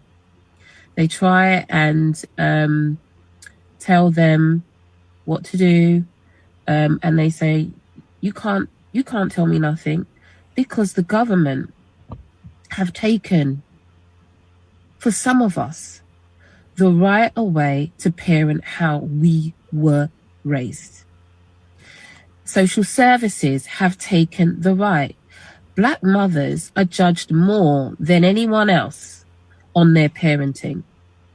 We can accuse parents as much as we like. We can say there's no youth clubs or things like that. There are organizations that are trying their best to put things in place for children and teens. But we have to go to the root. And that is that we, as parents, have had so much taken away from us. We have been threatened. We have been told that we're too harsh. And these are the results. Government, take note that when you take away powers, especially from Black mothers, this is what happens to our society. So I will say once more that we are doing a lot of finger pointing, but I want to go to the root, and that's the government. Hi, everybody. Okay, two interesting takes. What's your reaction to both of them, Selena and Elaine? I think I really disagree with Selena. Really disagree with her point on this. I think the government removing agency from parents, since when? How did that take place? There are definitely some, and it's a way small minority that come into contact with social services. But I will take my assumptions from what she's saying, because you know, a kid can go and say that they are being abused if you beat them. And I agree. I think that isn't a way to raise a child, by beating them. Like, I don't think that is actually even Black, that like Black mothers, because it's wrong to beat your kid, it's like, oh, now they don't know how to raise their kids. Then learn. If you needed to beat your child in order to get them disciplined, that's the wrong way about it. Like, you can't. I'm literally like, no. How a lot of kids were being raised in the 60s, 70s, and 80s was by abuse. And that's because abuse was done to them and was done to their parents and was set an example by white folks through colonialism. Like, no, this is not what we should be doing. It's not that, oh, we need to beat our children into submission. What does that sound like? Like, absolutely not. No, I think she's got the wrong end of the stick entirely. Like, I'm like, nah, you lost me there. She's lost me. Farrah? I'm inclined to agree, because the way that I feel about it is, I don't like when the parents are getting the blame for everything, and I also don't like the assumption that the majority of these children come from fatherless homes, because that's bullshit. Exactly. I know a lot of people who, in fact, the majority of people I know have children and they're raising their children with a partner. The majority of people that I know, Black people that I know. So I don't think that's necessarily true. I think it is down to the lack of things for kids to do. And I do also think that kids will be kids. Like, what I mean by that is, how many times as a youth did you run up in a park or run somewhere that you weren't supposed to run with a lot of people? Now with social media, there's access to more groups coming together than there ever was before. So they're going to do things like that. And I will go back again to the people in the comments who have said that it was annoying, but it wasn't violent. People weren't doing, the majority of these things were not violent. And that's why I wanted them to talk to the shopkeepers, because all this rhetoric about it's violent and they felt this way and they were scared for their lives. Talk to the shopkeepers, because is that how the shopkeepers felt? Or were they just pissed off? Were they annoyed? So I don't know. I don't necessarily feel, I'm not backing Elaine 100%, but I'm definitely not backing, what's the other woman's name? Selena. I understand what she means, but I don't think, I wouldn't want to raise my child necessarily how I was raised, because I think there's a lot of question marks around that. Because again, like you said, Nana, our parents basically raised us the way they were raised. And it was like this whole thing of, that's the hard discipline. I don't think you need to hard discipline your child in order for them to respect you and to grow up as decent human beings. Yeah, I think I'm there's a combination of things that they both said that makes sense, and things I'm just like, from Selena's point, to be fair to her, she might have been speaking about cultural and traditional rather than corporal punishment. Yeah. So and so she could have been. I immediately jumped. How was that being removed I know.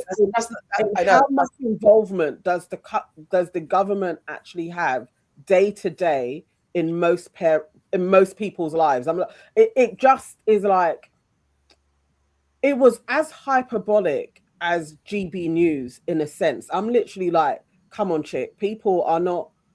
You don't have teachers, or you just don't have involvement like that. I think like it's a lie. Like when people are like, oh, the nanny state, and it's like, please piss off. Like, are you reading these leaflets and enforcing it? Is that not still your agency to do that? Like, you don't have nannies that come to your house. You can't even get a flipping midwife to help you. Like, it's like, let's be real about general situation. We don't have the government walking into our lives and watching over how we parent. Like that isn't what happens. So let's actually just be honest about it. Maybe people don't know how to parent. Maybe that's a factor. I was gonna say yes. I wanted more expansion on what she meant by the government intervention. I just wasn't sure if she completely meant beating, because that's not how Black single mothers are. That's not all we're known for. I don't know if she meant, when she said government, did she mean, I don't know, because you're right, there's no I don't know. I'm not sure what Selena completely meant, but I just wasn't sure. I don't know if she just meant beating and if she meant anything else. In regards to Elaine, maybe discipline, maybe the form of discipline, right? But maybe there was an implication for hard discipline. Yeah, unless she was thinking that, now since the introduction of Childline, and now kids are like, my mum told me off, I'm going to call 111, and now you're going to get in trouble. So maybe it's that kind of, I don't know, maybe that's where she was going. But what I was also disagreed with Elaine and her, first of all, people without kids can't speak. I don't think that's a fair thing to say, because people without kids could be aunties, could be parents. But I think she was referring to a particular person. I get it. No, I get it. But I'm just saying that that's a blanket statement that you're saying out there that isn't true to the kind of, especially to our community values.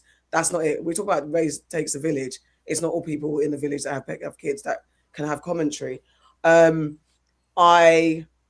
think there's a combination of things that we can look at, and I think it's very difficult to have a public facing conversation when we are being bombarded with racism. There are small things that we might say, because I would tell my daughter off for being involved in that. So why am I telling her off if she's just having a bit of fun? Kids will be kids, because I know that we said it already. At that age, I'm going to be there. I will be part of the link up. So when we talk about parenting and not blaming parents, but then, and also Selena said something that's quite important. There are some parents living who are being domestically abused by their kids, so, and that's raceless. There are lots of there are parents out there with kids that they cannot control, and think and lost as how to control it. So there are factors. You can take race away from it, but we talk about kids that we care about and the community that we care about. Where are the things that we can talk about? And okay, so because if I was there, I might be looking at something like, what the fuck are you doing? I probably would have done, what are you doing? I would have had that. So where's your parents? I would have had some of the judgment. I might not speak out loud, but I might be like in closed circles. I might be like, okay, so what's going on? Where's your parents? What's going on? What's happening? And there might be some kids that be like, I know that kid's not getting the parenting. So where and how do we have those conversations about some of the things that we naturally say, with removing the fact that, yes, the media is going to media and turn this into a racial conversation, and Black people who are anti-Black, but also not necessarily anti-Black, but also quite frustrated with certain things, and might be just, I don't care about anybody else. I know what my kids are doing, my community is doing, not as a way of anti-Blackness, but just as a way of, well, how do we stop our kids doing certain things? Because we are going to discipline kids. Like I said, my child would get in trouble for being involved in that. Oh yeah, my kid would too. In all honesty, but discipline doesn't. And if I had done it and got caught, I would have got in trouble. I didn't say beating. Yeah, I would have too. I think discipline doesn't have to be beating. I'm not talking about beating. I'm not talking about beating. I know. I'm saying I know. It's not about beating. I'm saying that discipline is a factor, and that isn't to say that anybody watching that or knows that their child was out there isn't going to discipline them. Disciplining doesn't necessarily stop you from doing the shit that you're going to do. I would, if I got that on my phone, I definitely would have, if I could, I would have tried to get to South, and I probably would have got there, and I probably would have ran, and I would have hoped to have not got arrested. in the process of that as well, and made it back home without anybody knowing. But you never know. It's what you do as a teenager that you're stupid. It's, you know, your mind isn't fully there. You will do dumb stuff. And there is a herd mentality within that.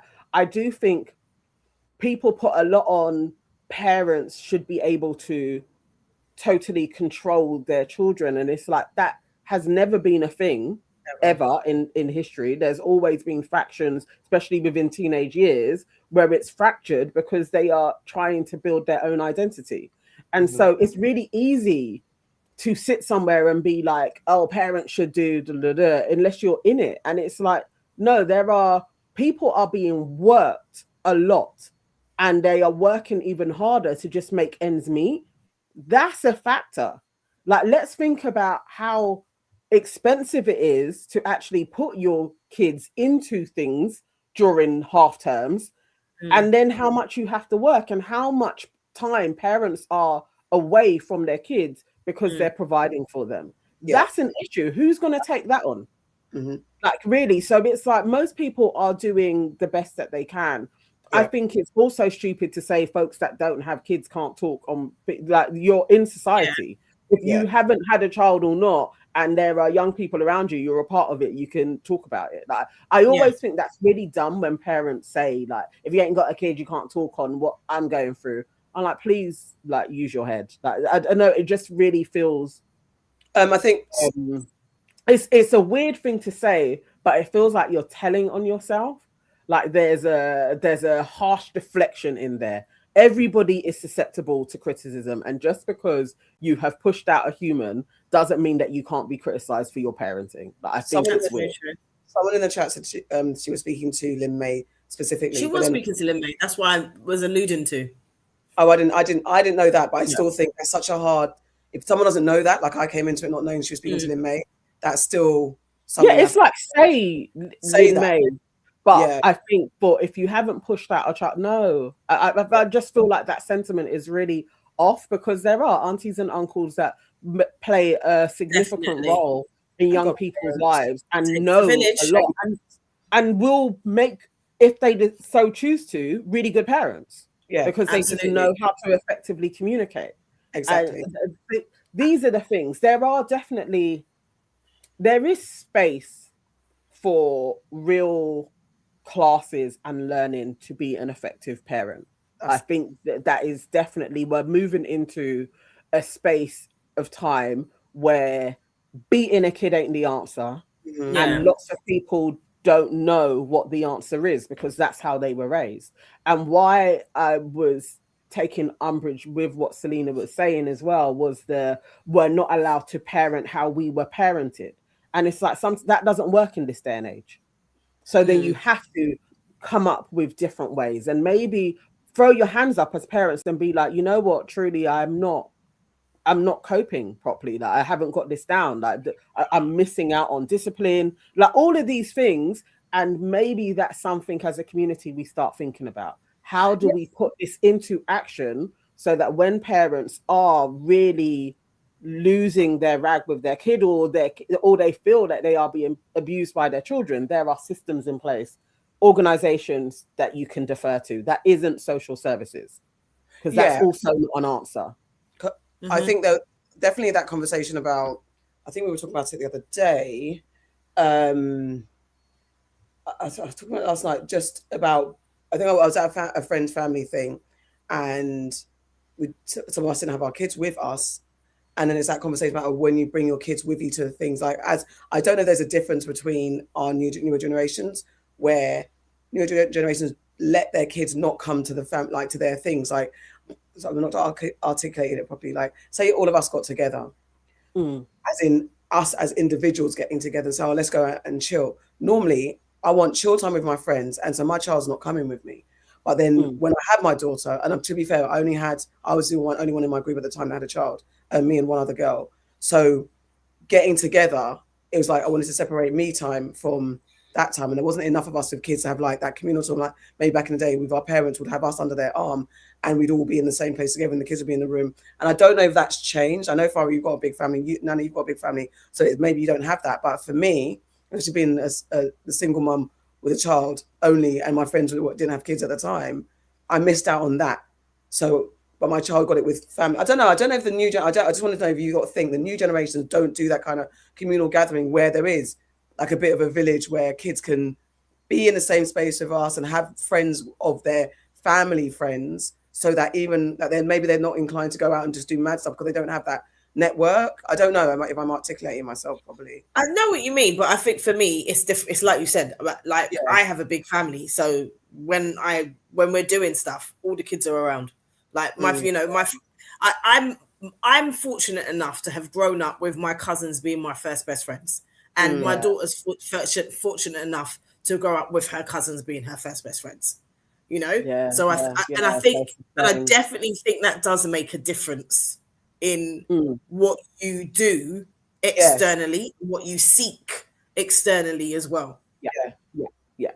It's all of those things. It is like the attachment, like what Gabor Mate discusses in terms of like when a kid is developing and they start forming attachments to other kids instead of the parents, and how as a parent you have to reinforce the attachment so that when they are in their teenage years they don't seek the validation from the pack, and that's when they can do a lot of stupid things. But again, we don't get taught how to be parents. It's usually when the shit is hitting the fan that you start looking outside and being like, oh my god, it's going wrong, what can I do?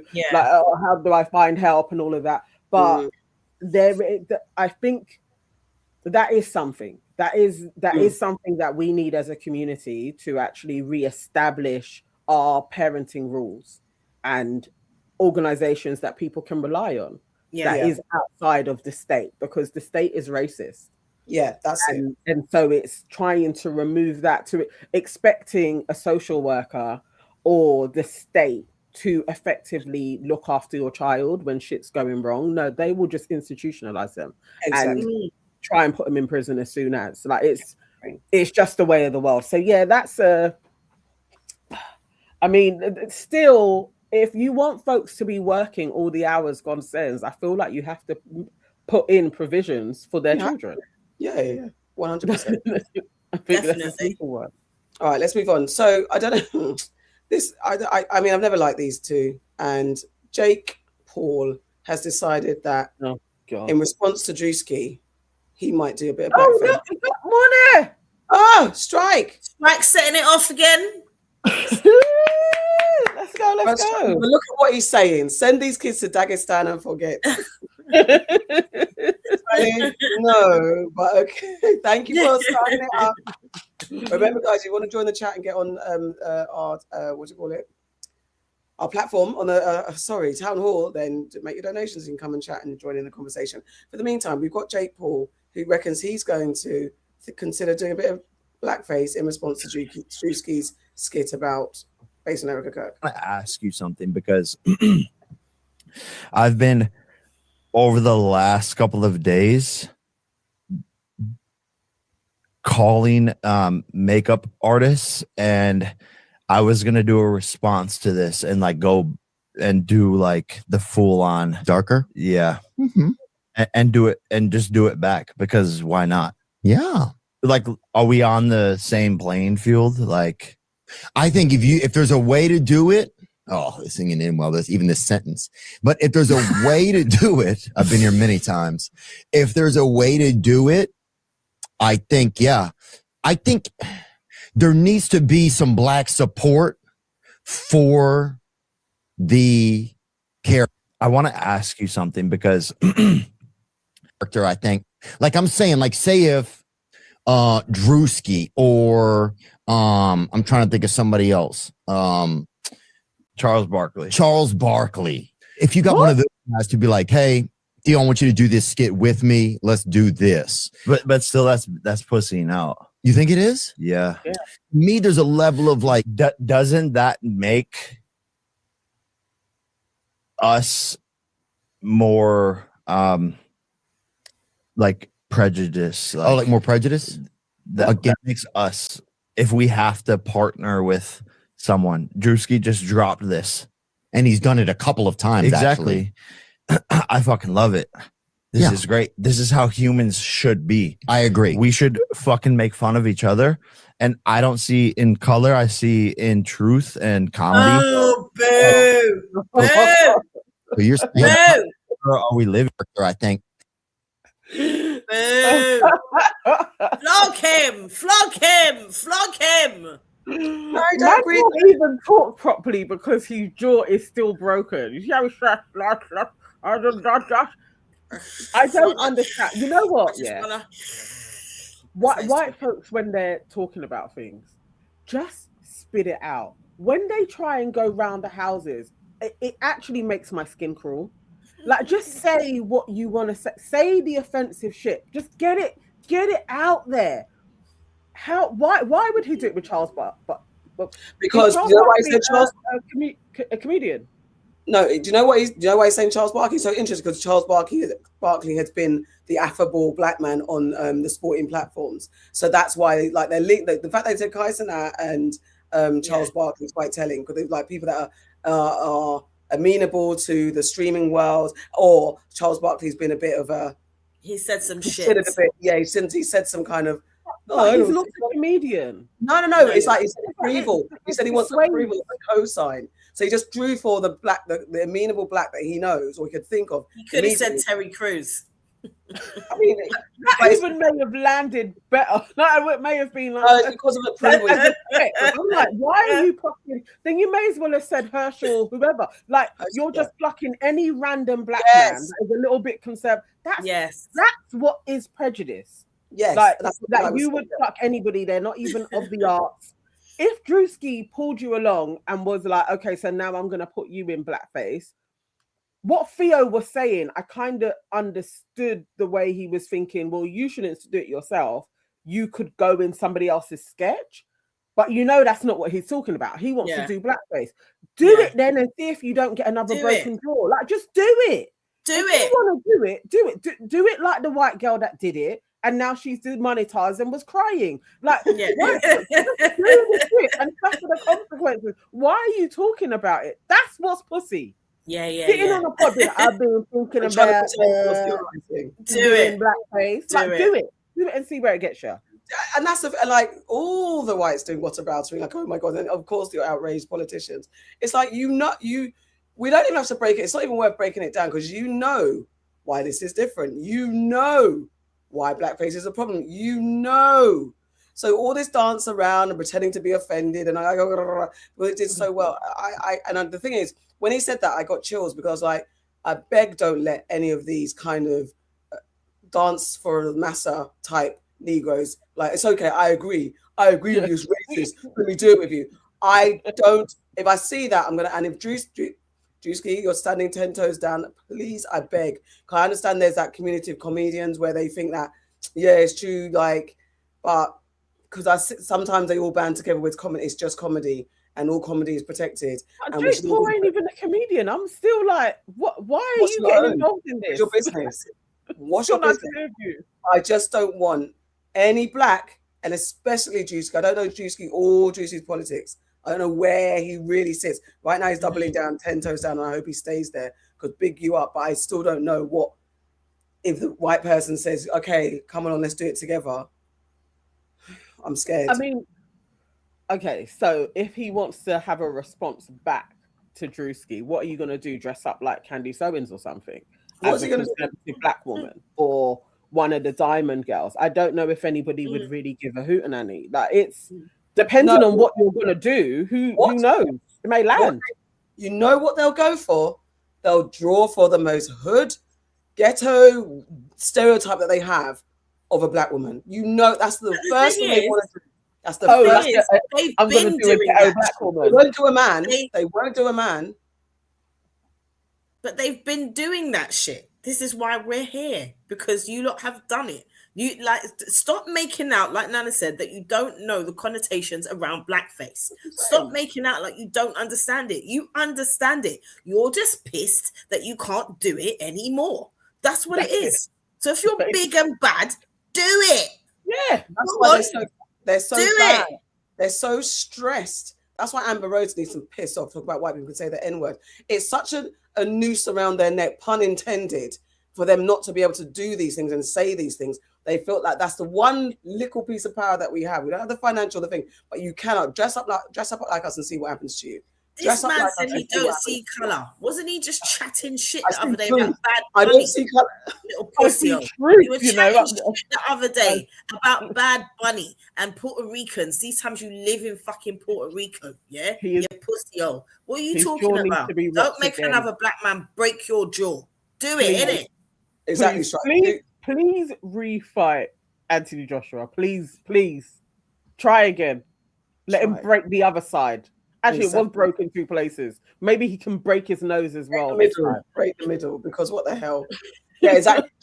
Do you see what? And the thing is, listen, there's not even need to break it down. They know why it hit. That's why Erica had a hissy fit of all right. Hissy fit. And Elon Musk even was like, "I'm leaving it on." Yeah. It's got 150 million views. In her craw, in her whole nationalist crawl. Would it not hurt you though? It's bothering her more than her dead husband. It's bothering her more than her dead husband. Thank you. Yeah. Yep. Lots of fireworks and has people taking pictures under the place where your replica version of where your husband was murdered, but yet someone parodying and catching every angle of you. Of course, it would hurt me for millions of people to see, and because it's so accurate. Oh God, it's just hilarious. It's funny, Erica. I mean, he's not going to be able to do it properly. But Jake Paul, if you're bad in it, you're big and bad. Go on, you really do it, innit? Go on, do it, Cletus. Come on, Cletus. Do it. Exactly. Do it. Oh, I hate that shit. I don't see color. Why do folks say that? Yeah. Why do they say that? I don't understand. They say it before they want to say some shit. That's why. Yeah, it's like, how can you not see color? How? Like, even as a word, it's an oxymoron. How can you not see color? You're not blind, or you're not colorblind. But if you don't see color and you just see truth, why shouldn't Bad Bunny have done the Super Bowl? Exactly. And if you don't see color. What was the problem? Why did you support? Who was it that they got to do it? Oh, Kid Rock. Kid Rock. Why did you support Kid Rock? Yeah. If you don't see color, why are you fighting black boxers? if you don't see color, why do you not want to? Why do you feel like Puerto Ricans aren't American? If you don't see color. If you don't see color, why is your girlfriend blonde? Do you know what I mean? Like, we can get petty. Because I bet when you're dating and if you're on Tinder or Hinge or any other dating app services, I bet your preference is your preference. If you don't see color, you date anyone, innit? Yeah. If you ever date or an Asian woman or an Indian woman, have you? If you don't see color, probably in the dark. Where it's colorless. Probably hurt him. Oh my God, Jake is such an idiot. And these are the things. Why are there so many stupid folks that are super rich? Oh, so many of them. So many of them. Maybe they're clones. Exactly. I bet he can't trace his family back past 1800. I bet you. And are him and his brother twins or brothers? Are they brothers or twins? No, they're brothers. I think they're like 18 months apart. Are they though? Anyway, I was going to move on to something a bit more serious, but let's move on to more idiot men. So there's a rise in alpha male camps that promise a transformation. Boot camps attracting men and teenage boys looking for purpose and confidence, but critics warn the extreme methods and messaging raise deeper questions about masculinity, vulnerability, and influence. What if your boys were like, I want to go to an alpha camp, Mom? An alpha camp? Yes, my dear. Here we go. Ready? Move! Last August, I found myself following a group of men who'd each paid $3,000 to be blindfolded, thrown into a van, and driven into the central Virginia wilderness. I can do this for them. And some months earlier on X, when I'd begun following a guy named Nick Adams, who presented himself as an alpha male influencer. America wasn't built by the quiet. It was built by men who spoke first, stood tall, Australian. who got uncomfortable. I began receiving targeted ads for programs that promised to turn me into an alpha male or something like it. Each program that I visited had the trappings of a kind of wannabe military hell. I visited a program in Southern California called Squire, run by a gym franchisor named Bedros Keuilian. Squire targets fathers and sons. A few of the sons looked like they were stoked to be there, but many actually looked more like hostages to me. A coach described to me as the Hammer, instructed the boys to run around with sledgehammers, to do frog jumps, to do pull-ups, obstacle courses scattered with rusty nails and barbed wire. He had them get into an ice bath for more than 8 minutes. You got 2 more and you're done. We got it together. We got it together. But I was inclined to see something, at least in the RISE program. RISE is run by a former Marine motivational speaker and substance abuse professional named Brendan King. I watched these men up close for 3 days as they went through physical ordeals that made them pliable for a kind of rough-hewn therapy conducted in bro speak. Let's go, Kane. Get up there. We're on top of the hill now. Come on, Kane. These men were lonely, they were anxious, they were depressed.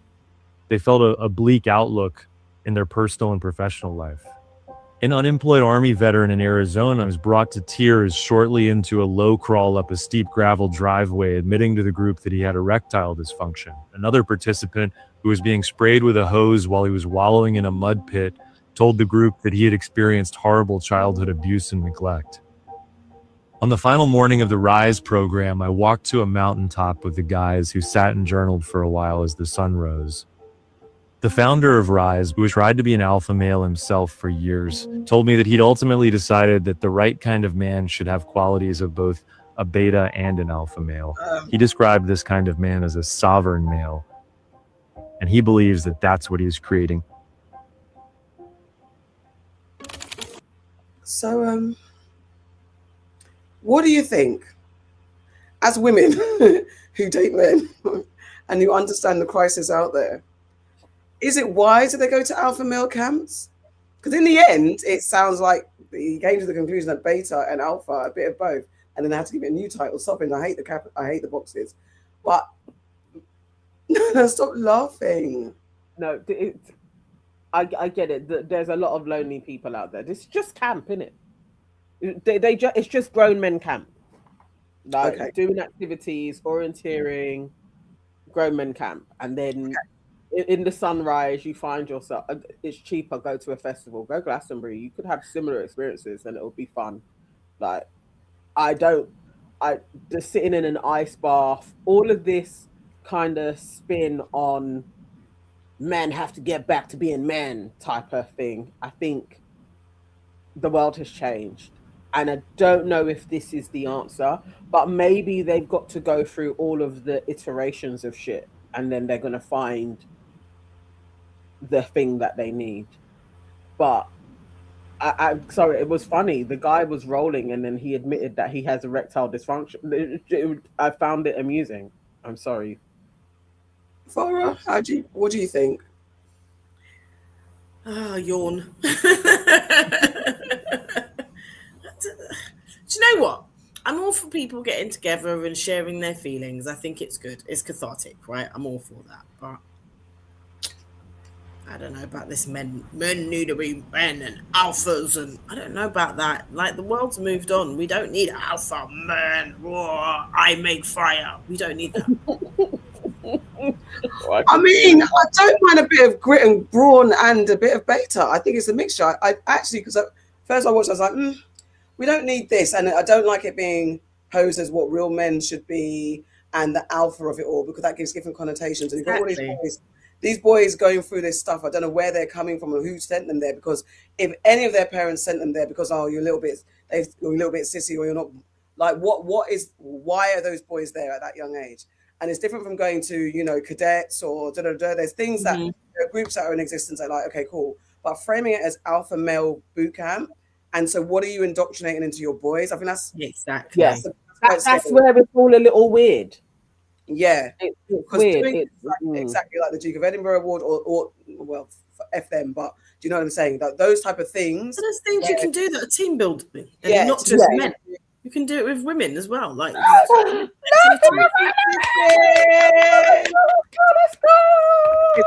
Scouts for Adults. I wonder if they get badges. This is the thing. It is coming like Scouts for Adults. Thank you so much. I wonder what type of badges they get. What I'm saying, like, what's your achievements? I do like, they're journaling at the sunset.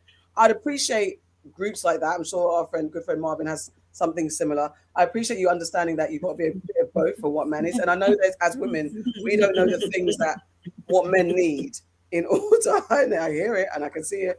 I think, you know what? I actually think Marvin does do. He does do like getaways. They're not that often, but yeah, and that they're not like man make fire though. This is it. I think men who would go for the alpha would be like, well, I'm not going to that sissy thing because it is about journaling, speaking, like getting in touch with what you actually want. This feels like Sergeant Major. If you can't do it, he's gonna. It sounds abusive. Like even the kids and they're in spaces where there's nails and stuff. It's like not every, just because the person is male doesn't mean that they want a rough and rugged lifestyle. The same as there are some women that would like that, and there are others that are feminine. It's like, can folks just be allowed to be the human that they want to be? Yeah, because I was literally thinking about whether women could, like, what if I fancy doing a bit of that? Because they say ice baths are good for you. So what if I wanted to do a bit of rough and ready? Because also we're talking about the world going to war. I would like some training. So what if I would I wouldn't mind rolling down a hill and getting sprayed by waters and all that type of stuff. I might want that as a woman. So can I join? Does it make me have a male thing? No, because man make fire. I don't mind men because I think, as male guests have said, men have extra energy, boys have extra energy, and there are things they want to do, like punch a wall and kick a ball and fight. I want to do those things, and that's the thing. Shouldn't be exclusive to men. All right. But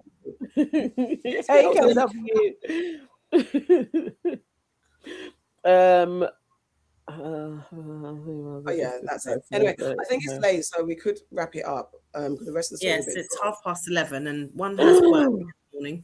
Bloody hell! Yes. Do you want to do one nonsense to round it off? Thank you so much, guys, as well for your contributions and for joining us on a bank holiday Monday. Yeah. Easter's being happy Easter and all that type of stuff. Let me see where we're going to go. Oh, this annoyed me.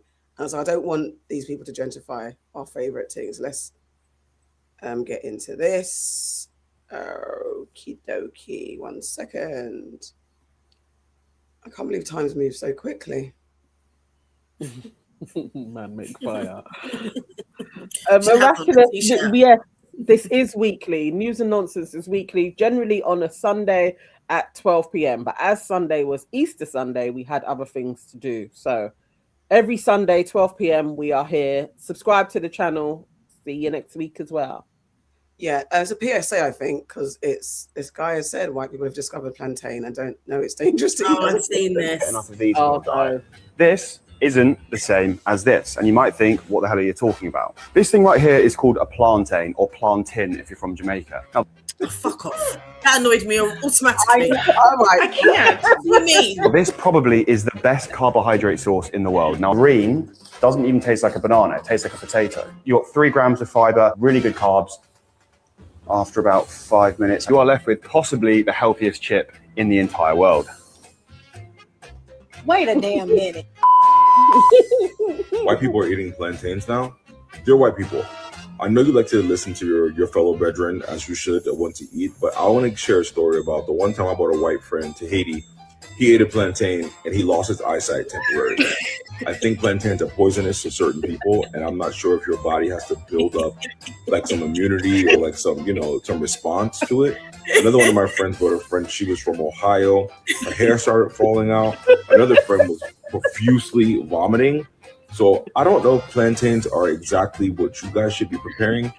I know they started selling them at your local grocery stores, but that's why the price has gone up. And I think oxtail too are too fatty for your delectable bodies. You guys have always had good cuts of meat.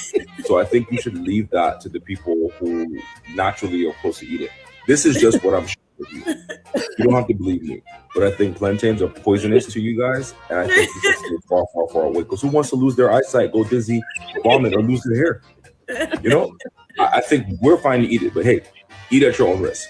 Eat at your own risk. I bet you don't.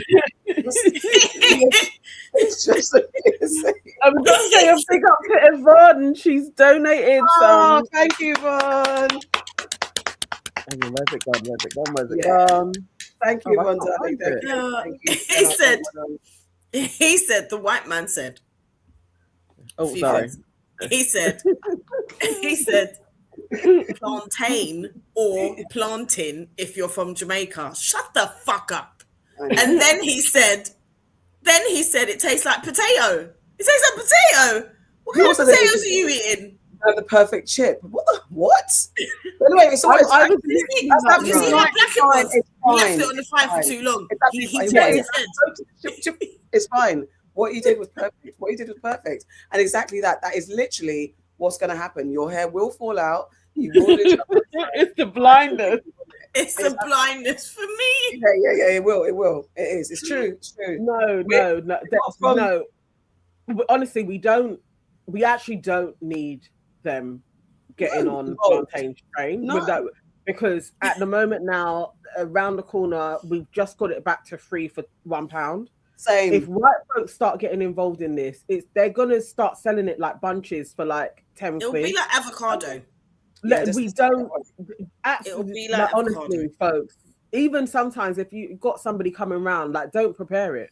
No, I think we just don't need this going into shops, and then they're going to start making it wrong. Like this one talking about chips. Think of the smallpox. Does he know it comes in different colors, or does he think it's always green? You know what? Stay with the green ones. I don't even like the green ones.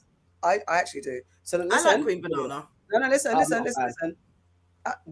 It's got nothing to do with nothing. It doesn't suit your digestive system. I like it's like the sun. You got to treat it with caution. The sun isn't for everybody. It's like that. It's like you know, like black people's tolerance is different. It's not different. You're not actually allergic to it. Yeah, it gives you rash on your tongue. Like maybe at your best friend's wedding you can consume it. Like it's got to be that sparingly. Like once every decade. This can't be a part of your diet. It's not avocado. You can't use it like the butters. Like it's actually not for you. No. Thank you, but no. Exactly. Plantain is like overnight rice, poisonous. Exactly. and wash chicken, guys. Keep it over there. It is. Yeah. Don't eat it. Don't eat it. Definitely don't eat it. And it's bad news. Let's go down to those black spaces where the kids are steaming the high streets. Don't go down there. No. Don't. It's not worth it. That tickled me. All right, my darlings. That's it. And thank you very much to our little contributors. That was who was it? Who gave us? Okay. Let me get them up. Okay. Baby Daddy Stripes, he gave us £2. Thank you and so a warning. much. And Day One Sistering gave us $19.99. We love her. And then Yvonne gifted 5 memberships. If any of you've got a membership, please say thank you to Yvonne. She is. Please do. Thank you so much. Oh wow! Appreciate y'all. All right, guys. That planting was funny. See you next week, Sunday, for more news and nonsense. And the main show will be out tomorrow and Tuesday. Tuesday. Yes, tomorrow. Yep. Tomorrow. It's a good one. What did you do? What was that? I was telling myself off. Bye. Bye, guys. Bye now.